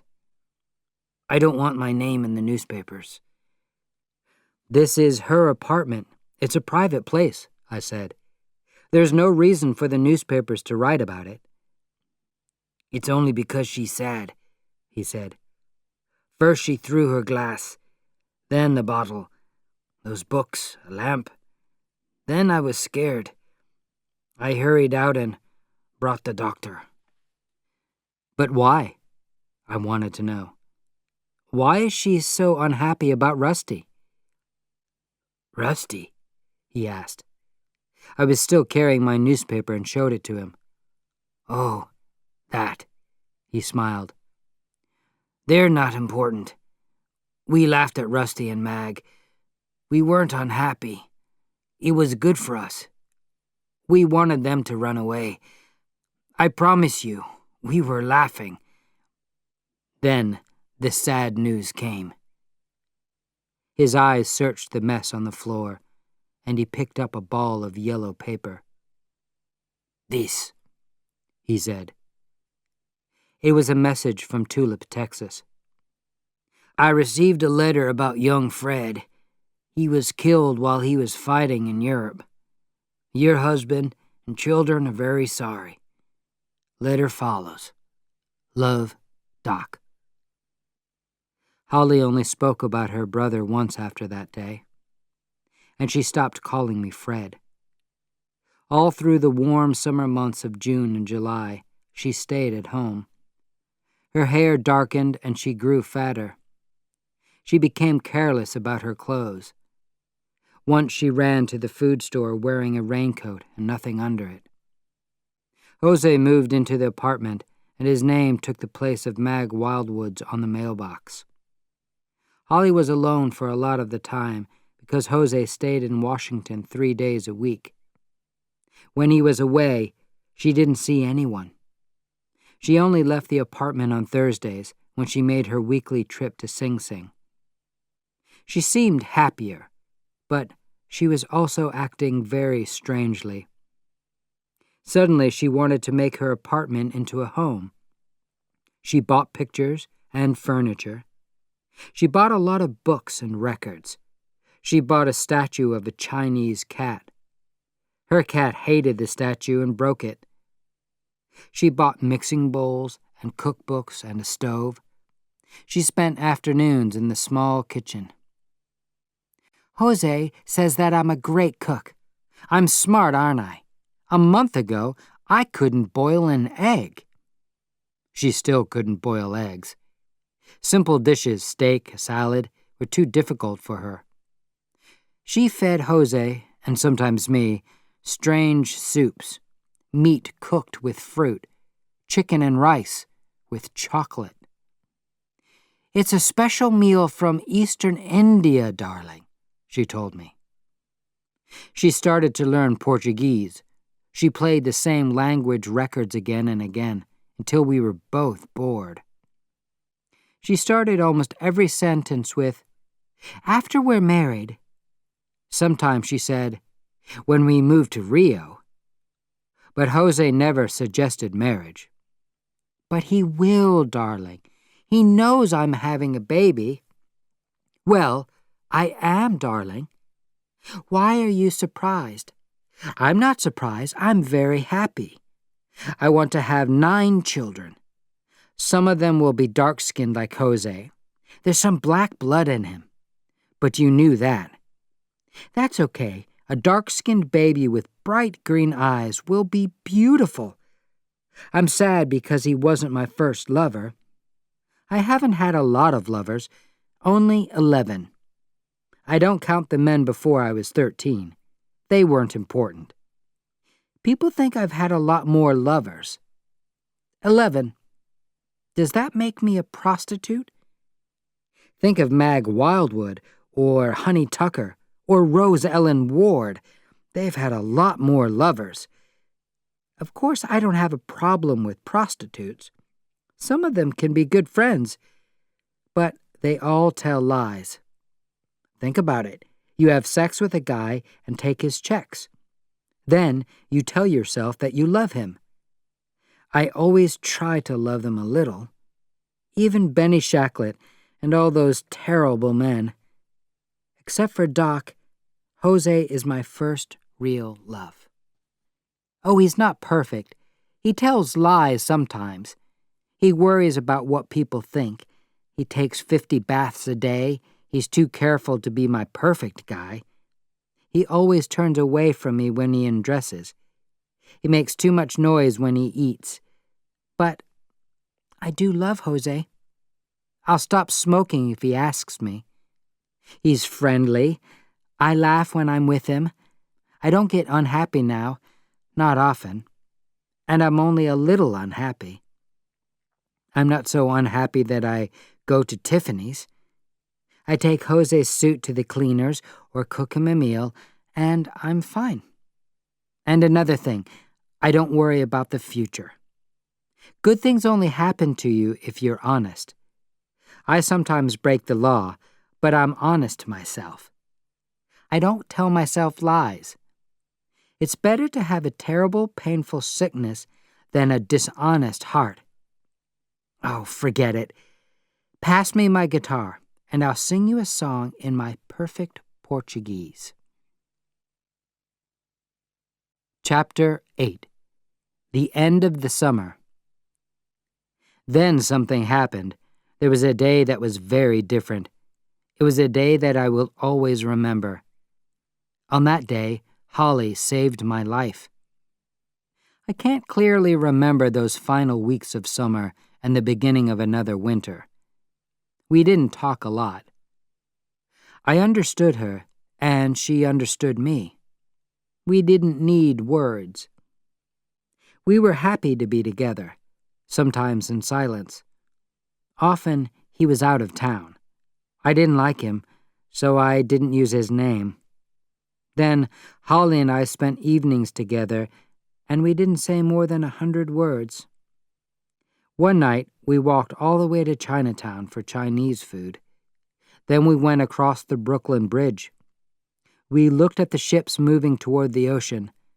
Holly said, "In a few years, one of those ships will bring me back, me and my 9 Brazilian kids, because they must see this. These lights, the river. I love New York. But it's not my city. I don't belong here." And I said, "Please, be quiet." Her words made me unhappy. She was leaving me. She was a big ship, sailing away to a wonderful new place. I was a little boat that had to stay here, on dry land next to the river. I don't remember those last days clearly. One day followed another, and they were all the same. Then, something happened. There was a day that was very different. It was a day that I will always remember. On that day, Holly saved my life. It was the 30th of September, my birthday. I was downstairs in the hall, waiting for the mailman's morning visit. I hoped for a gift of some money from my family. Because I was in the hall, I saw Holly. "Darling," she said, "get your coat, let's ride horses around the park." She was wearing a jacket and blue jeans. She pointed at her flat stomach. "I'm not going to fall and lose the baby. But there's a special horse, my darling old Mabel Minerva. I can't leave New York without saying goodbye to Mabel Minerva." "Goodbye," I repeated. "We're leaving next Saturday. Jose bought the tickets." I followed her down to the street. "We change airplanes in Miami. Then we fly over the ocean and over the Andes. Taxi!" Over the Andes. We traveled in a taxi across Central Park. I imagined that I was flying over the lonely, snow-covered, dangerous mountains. "But you can't," I said. "You can't really run away and leave everybody." "I don't think anyone will miss me. I have no friends." "I'll miss you. Joe Bell will too. And millions of people. Sally, poor Mr. Tomato." "I loved old Sally," she said sadly. "You know, I haven't visited him for a month. It's strange. He was happy that I was leaving the country." "That's the best thing for you to do," he told me, "because sooner or later there will be trouble. They'll find out that you're not my real niece. That fat lawyer O'Shaughnessy sent me $500, a wedding present from Sally." I wanted to be unkind. "I'll give you a present too, when the wedding happens." She laughed. "He'll marry me in church and with his family there. That's why we're waiting. We'll marry in Rio." "You're married already. Does he know?" "What's your problem? Are you trying to destroy the day? It's a beautiful day. Be nice." "But it's possible." "It isn't possible. That marriage wasn't lawful. It couldn't be." She looked quickly at me. "If you tell anyone about Doc, darling, I'll kill you.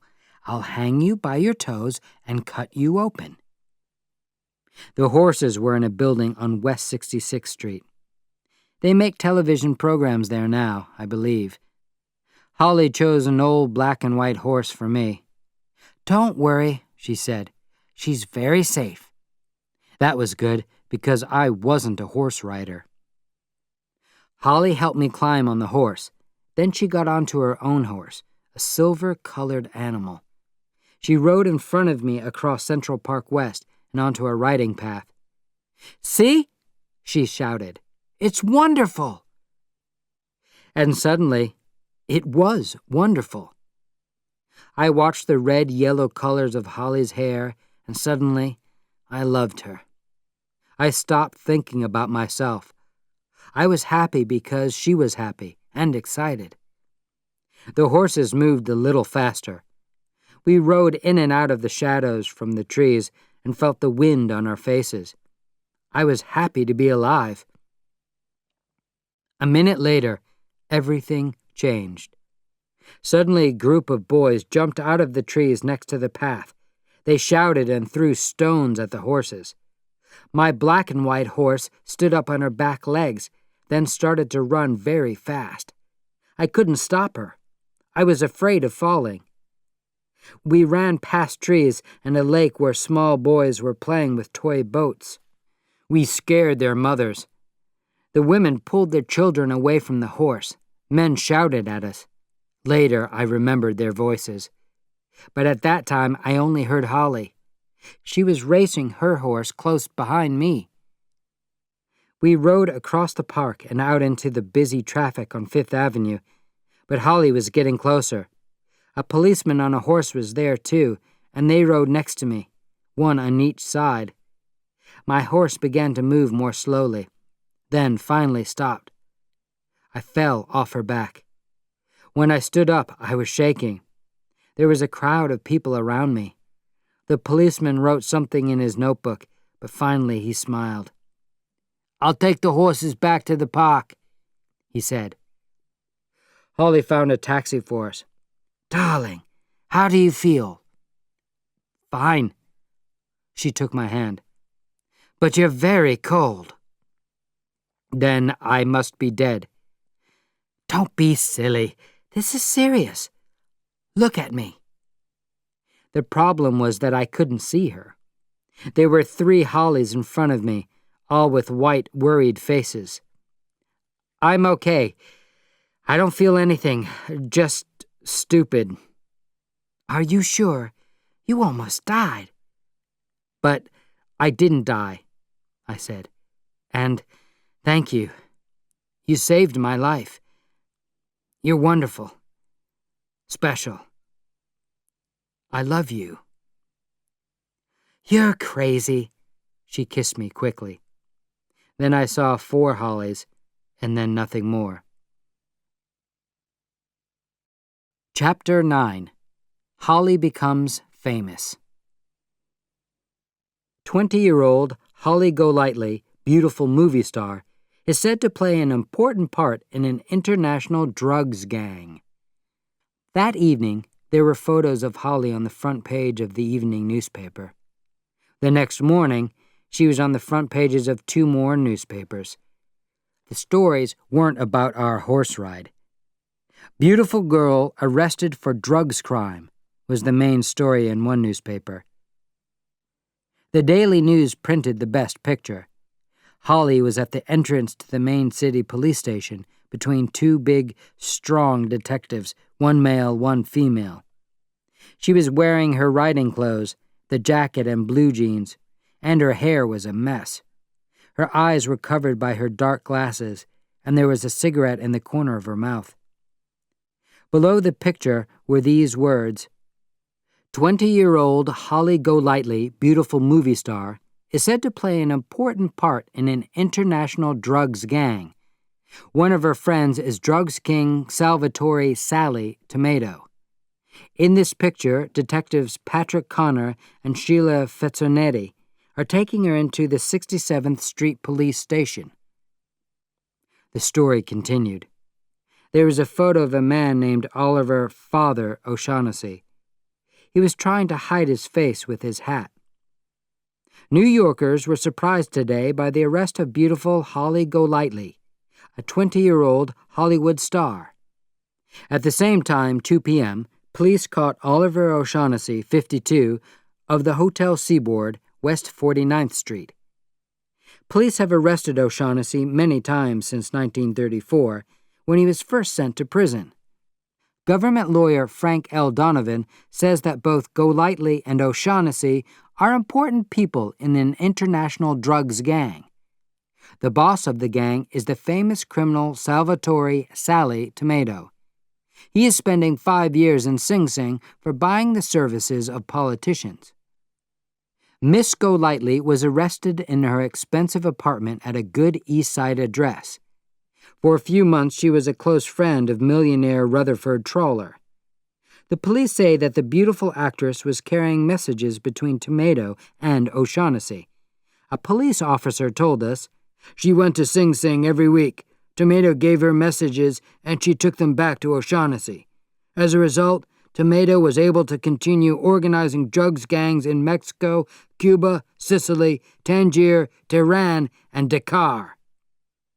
A large number of reporters were waiting at the East 67th Street police station. When O'Shaughnessy, our large red-haired man, arrived, he kicked one cameraman in the stomach. But Miss Golайтli, beautiful in jeans and a jacket, did not seem worried. "Don't ask me what this is about," she told reporters. Then she said in French, "Because I do not know, my darlings." She continued in English, "Yes, I have visited Sally Tomato. I went to see him every week. Is that wrong? We both believe in God." There was more. Under a new heading, Says she uses drugs. Do you use drugs? Our reporter asked. Miss Golightly smiled. Sometimes, she replied. They're better for you than brandy, cheaper too. But I like brandy better. No, Mr. Tomato never talked to me about drugs. It makes me angry when these people attack him. He's a kind old man. There is one big mistake in this report. Holly wasn't arrested in her expensive apartment. She was arrested in my bathroom. I was lying in a bath full of hot water, still in pain from my horse ride. Holly, my nurse, was sitting next to the bath. She had a bottle in her hand, of something to lessen the pain. There was a knock at the front door. The door wasn't locked, so Holly called, "Come in." Mrs. Sophia Spinella came in with 2 detectives. One of them was a lady with thick yellow hair. "Here she is, the woman you want," shouted Mrs. Spinella. She ran into the bathroom and pointed her finger first at Holly, then at me. "Look, what a prostitute she is!" The male detective seemed uncomfortable, but the other detective was clearly enjoying herself. She put a hand on Holly's shoulder and spoke in a surprisingly childish voice. "Come with me, sister. You're going places." "Take your dirty hands off me, you ugly old lesbian," Holly said in a calm voice. This made the female detective angry, and she hit Holly hard. Holly dropped the bottle she was holding. It broke into small pieces on the floor. I jumped out of the bath and stepped on it. I cut both of my big toes badly. With no clothes on my body and blood on my feet, I followed the action into the hall. "Don't forget to feed the cat," Holly told me, as the detectives pushed her down the stairs. Of course, I believed that Mrs. Spinella called the police. It wasn't the first time. I didn't think how serious it was until later. That evening, Joe Bell arrived. He was carrying the newspapers, and he was very unhappy. He walked around the room angrily while I read the reports. Then he said, "Do you believe it? Is she part of this business?" "Yes," I said. He looked angrily at me. "That's a terrible thing to say. You're her friend." "Just a minute," I said. "I'm not saying that she knew about the drugs gang, but she did carry messages." He said, "You're very calm. She'll get 10 years in prison, more." He took the newspaper away from me. "You know her friends, those rich men? Come down to the bar and we'll phone them. Our girl's going to need expensive lawyers." At his bar, he put me next to the telephone with a large brandy, but I didn't know who to call. Jose was in Washington. I didn't know how to reach him there. Rusty Trawler? Not him. Did I know any of her other friends? Maybe she was right. She didn't have any real friends. I put through a call to Crestview 5, 6958 in Beverly Hills, O.J. Berman's number. A woman answered the phone. "Mr. Berman is busy," she said. "Sorry, try later." Joe Bell was very angry. "Tell them it's important, a matter of life or death. You must ring Rusty Trawler." First, I spoke to Mr. Trawler's secretary. "Mr. and Mrs. Trawler are eating dinner," he said. "Can I take a message?" Joe Bell shouted into the telephone. "This is urgent, mister! Life and death!" Suddenly, I was listening to Mag Wildwood. "Are you crazy?" she shouted. "We have nothing to say to that woman. That terrible woman. She was always bad, drugs and men. That's all she wanted. She belongs in prison, and my husband agrees totally." I put down the phone. Then I remembered old Doc down in Tulip, Texas. But no, I couldn't call him. Holly wouldn't like me to worry him. I rang California again, but the telephone lines were busy. It took a long time to speak to O.J. Berman. Are you calling about the kid? He asked. I know about her already. I spoke to Iggy Fiddlestein. Iggy's the best lawyer in New York. Look after her, Iggy, I said. Send me the bill, but keep my name out of it. I want to help the kid. She helped me in the past, but she's crazy. It's not a problem. The police only want $10,000. Then they'll send her home. Don't worry. Iggy will get her out tonight. She's probably home already. Chapter 10. The End of Holly's Dreams. I have a ticket for a seat on an airplane. Because you're my good friend, you can come to the airport with me. You can wave goodbye to me. But she wasn't home. The next morning, I went down to feed her cat. She still wasn't there. I didn't have a key to the apartment, so I used the fire escape. The cat was in the bedroom, and he wasn't alone. A man was there, standing over a suitcase. I stepped through the window. The man had a handsome face and shiny hair. He was packing Jose's clothes into the suitcase. I looked at the shoes and suits that Holly was always cleaning. Did Mr. Barra-Yeager send you? I asked.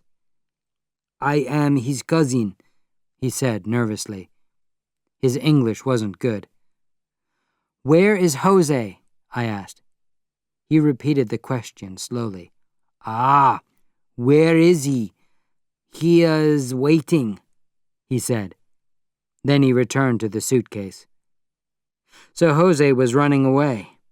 I wasn't surprised or sorry, but I was angry. The cousin closed the suitcase and gave me a letter. My cousin left this for his friend. Please give it to her. On the envelope was written, for Miss H. Golightly. I sat down on Holly's bed and held Holly's cat. I felt very, very sad. Yes, I said. I'll give it to her. I gave her the letter, though I didn't want to. It was 2 mornings later, and I was sitting by her bed in a hospital room. The police took her there on the night after her arrest. When I arrived, I walked quietly toward her. I was carrying a pack of cigarettes and some flowers. Well, darling, she greeted me. I lost the baby. She looked very young. Her pale hair was pushed back from her face, and her eyes without their dark glasses were clear. Was she really so sick? Yes, she was. I almost died, she said. The fat woman almost had me. Have I told you about the fat woman? I didn't know about her myself until my brother died. Then I saw her. She was there in the room with me. She was holding Fred in her arms.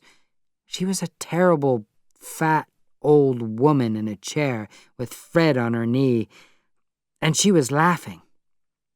When you die, you meet her. The fat woman comes and takes you. I saw her, and I went crazy. Then I broke up everything in the apartment. Do you understand? Except for O.J. Berman's lawyer, I was her only visitor. There were 3 other patients in her room. They looked at me with interest and spoke quietly in Italian. Holly explained. They think that you're bad for me, darling. You're the man who put me in here. But that's not true, I said. I can't tell them that. They don't speak English, and I don't want to destroy their fun. Then she asked me about Jose. Have you seen him, darling? When she saw the letter, she gave a little smile. Suddenly she seemed much older. Darling, she said, open that cupboard and give me my purse.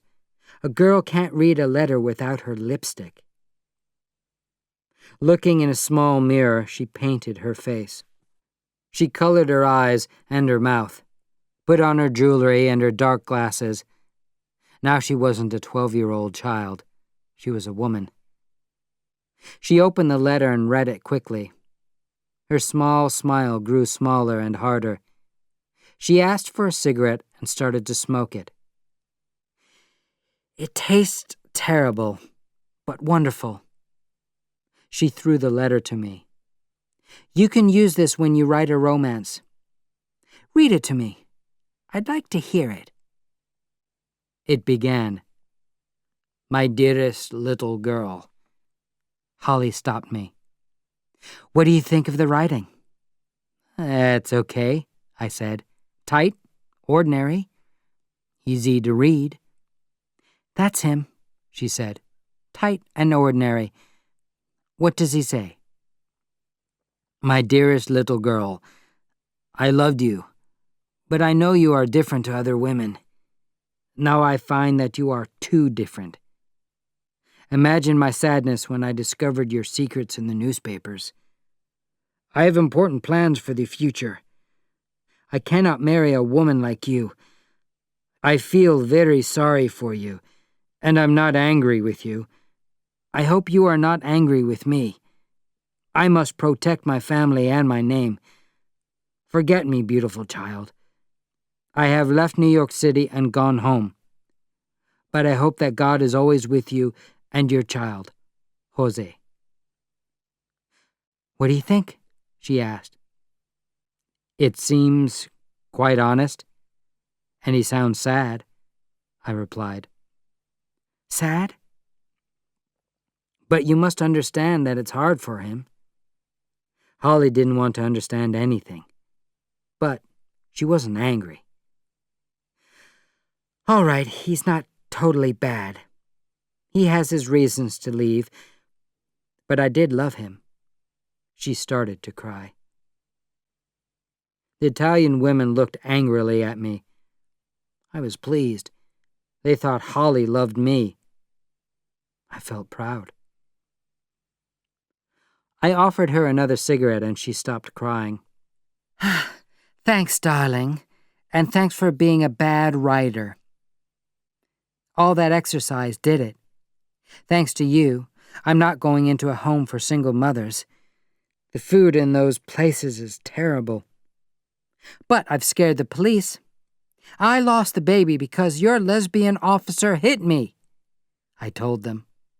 They're going to pay me a lot of money to stay quiet. I'll make sure they do.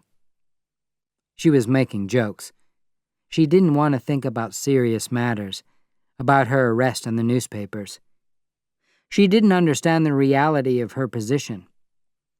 Holly, I said seriously, this isn't a joke. We have to make plans. You're too young to be serious, too small. My problems are my problems. You don't need to think about them. You're my friend, and I'm worried. What are you going to do? She looked out of the window. Today's Wednesday, isn't it? She said. I'll sleep until Saturday, get a good sleep. On Saturday morning, I'll run out to the bank. Then I'll go to the apartment and pick up 1 or 2 night dresses. Then I'll go to Idlewild Airport. As you know, I have a ticket for a seat on an airplane. Because you're my good friend, you can come to the airport with me. You can wave goodbye to me. Holly, you can't do that. Why not? Please stop disagreeing with me. I'm not running after Jose. Jose is history. I can't remember him. But I have a good airplane ticket. I'm not going to throw it away. It's already paid for. And I've never been to Brazil. You're crazy. What medicine are they giving you in here?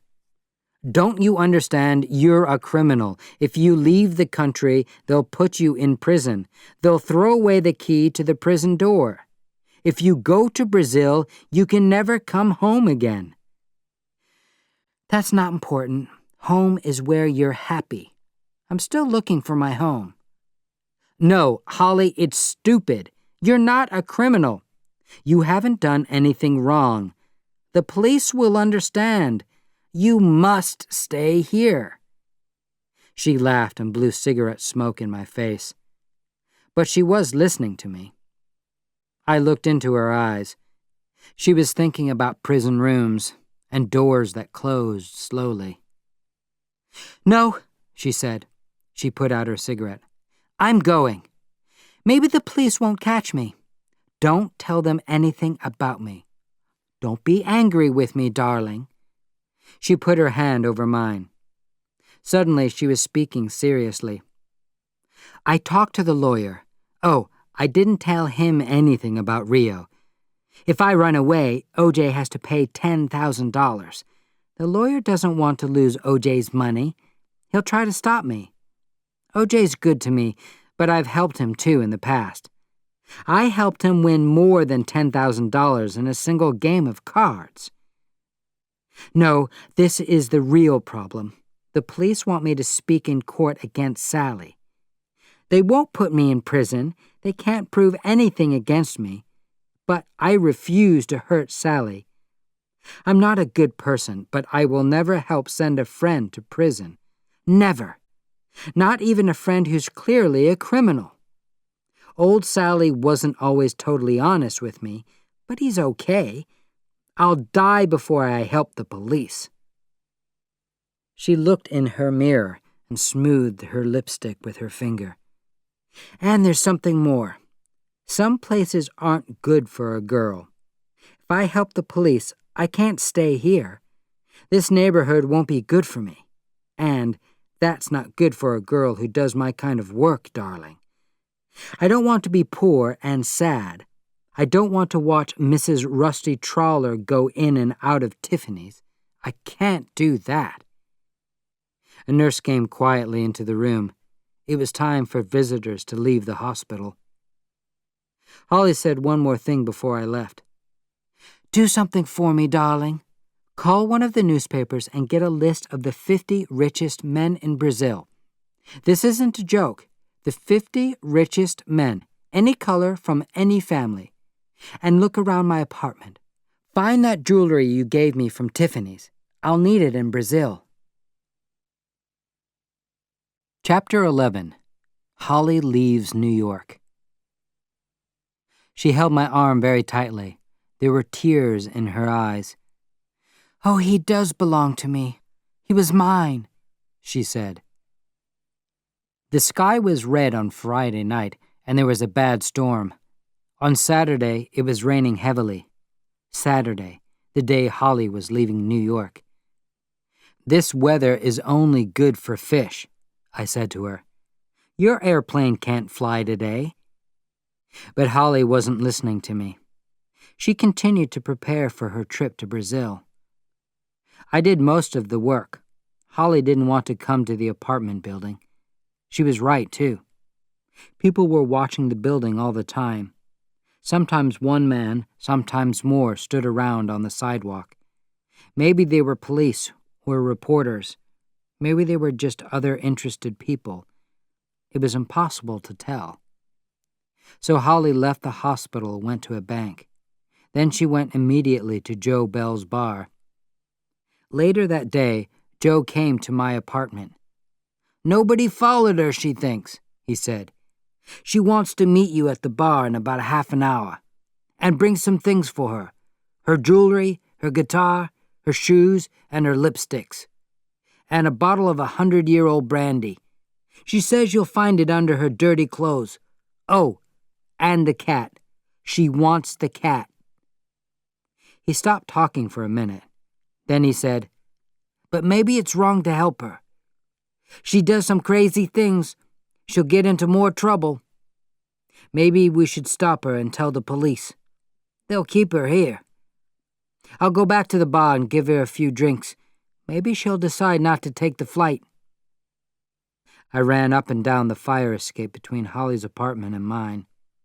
It was very windy, and my clothes were soon wet from the rain. And the cat attacked me. He bit me until my hands were covered in blood. He didn't want to leave the warm apartment in bad weather. Quickly, I found the things she wanted. I even found the jewelry from Tiffany's. Everything was piled on the floor of my room. Dresses and underclothes and dancing shoes and pretty things. I felt very sad as I packed them in Holly's suitcase. There were too many things for one suitcase, so I put some of her clothes in paper grocery bags. Then there was the cat. He was still fighting me. I couldn't carry him and the suitcase and the bags. Finally, I found an old cloth bag, put him inside, and tied the top. Many years ago, I walked from New Orleans to Nancy's Landing, Mississippi, almost 500 miles.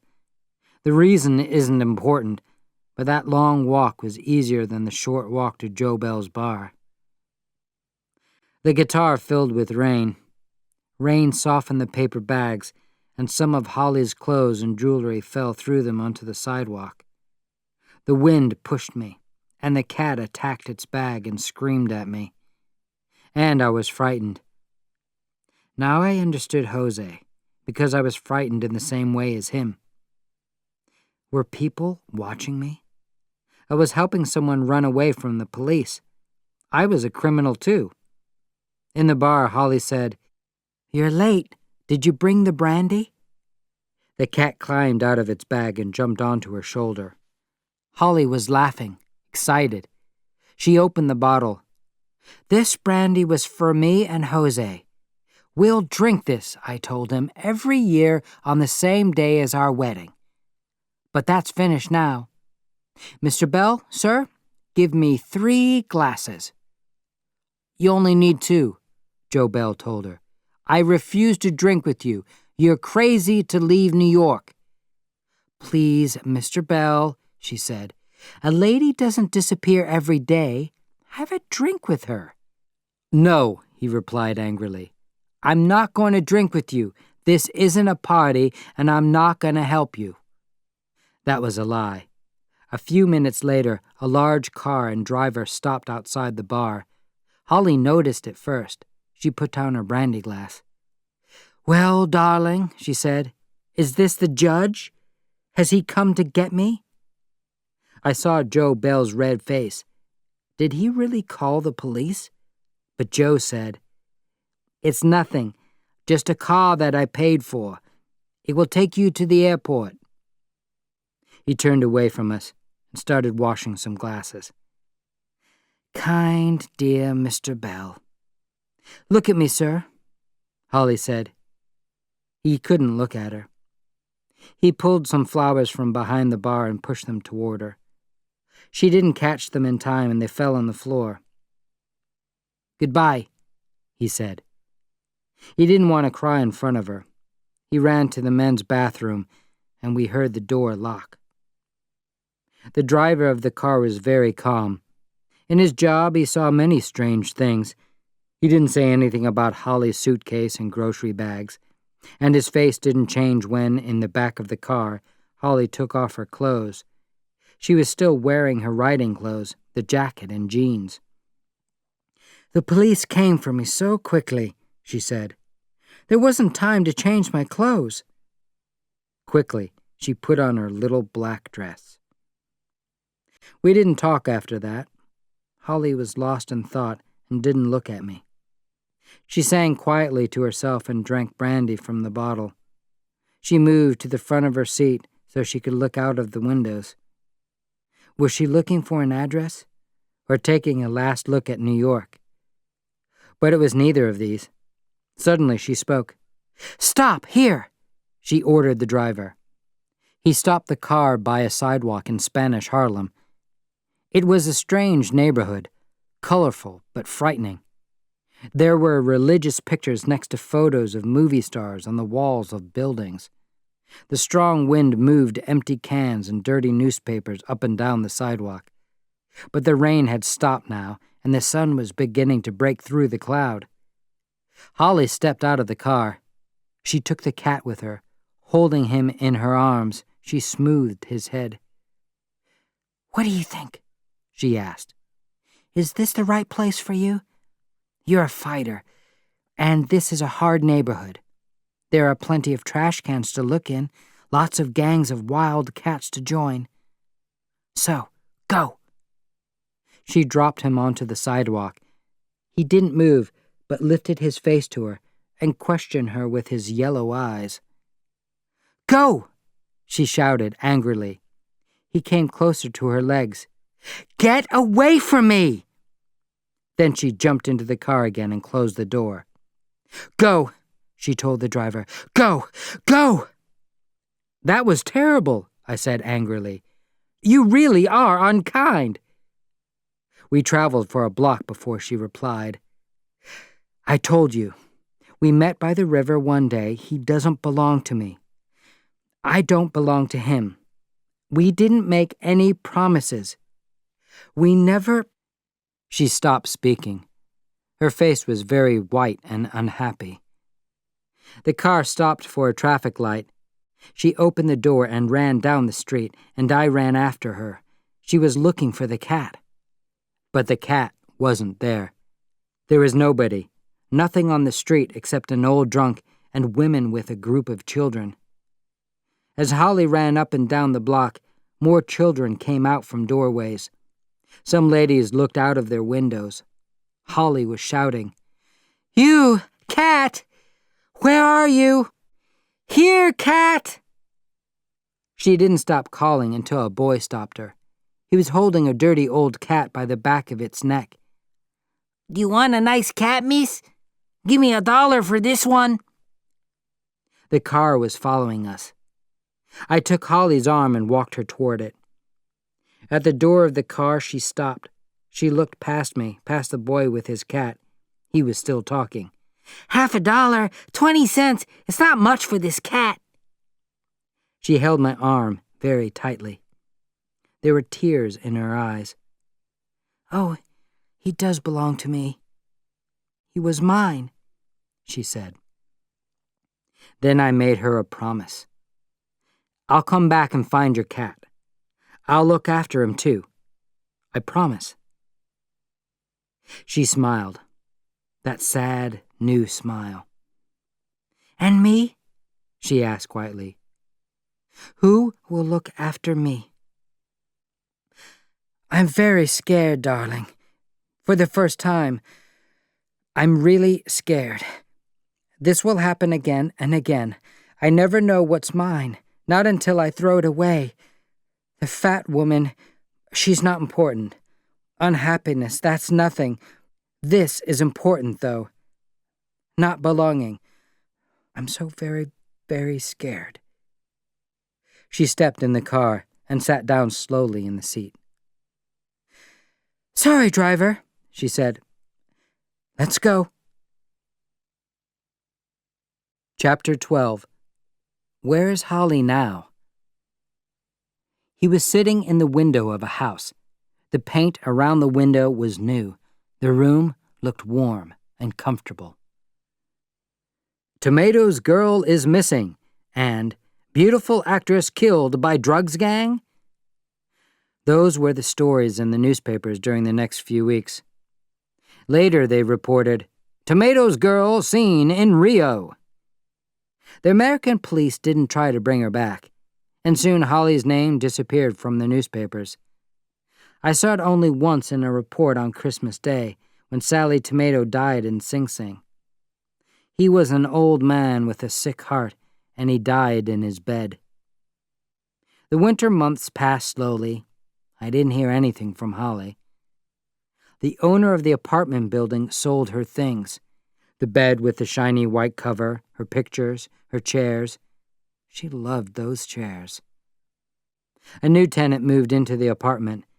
His name was Quintus Smith, and he had a lot of male visitors. He was as noisy as Holly. I often heard loud music and voices and men shouting. But this time, Mrs. Spinella didn't say anything. "He's a nice young man," she said to me. "I like him." She always smiled when she saw him. She even gave him something for his eye each time one of his friends hit him.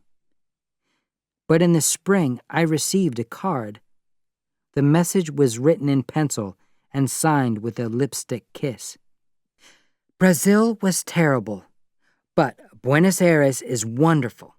It's not Tiffany's, but almost as good. I'm spending all my time with a handsome Spanish man. Do I love him? I think so. I'm looking for a place to live. The Spanish man has a wife and 7 children. I'll send my address when I have one." Then she wrote in French, "Much love." She never sent the address. Maybe she never had one. I was sad because I wanted to write to her. I had a lot to tell her. I sold 2 stories. The Trawlers were divorcing and fighting about money. I was moving out of the brownstone apartment building because it was full of memories of Holly. But most important, I had news about the cat. I kept my promise and I found him. For weeks after work, I walked through the streets of Spanish Harlem. Many times I saw a red cat with yellow eyes, but it wasn't him. He was gone, lost in New York. But one day, one cold Sunday afternoon, when the winter sun was shining, I found him. He was sitting in the window of a house. The paint around the window was new. The room looked warm and comfortable. There were plants in pots on each side of him. He had a name. I was sure that he had a name now. He was in a place where he belonged. I hope Holly has found a place where she belongs too.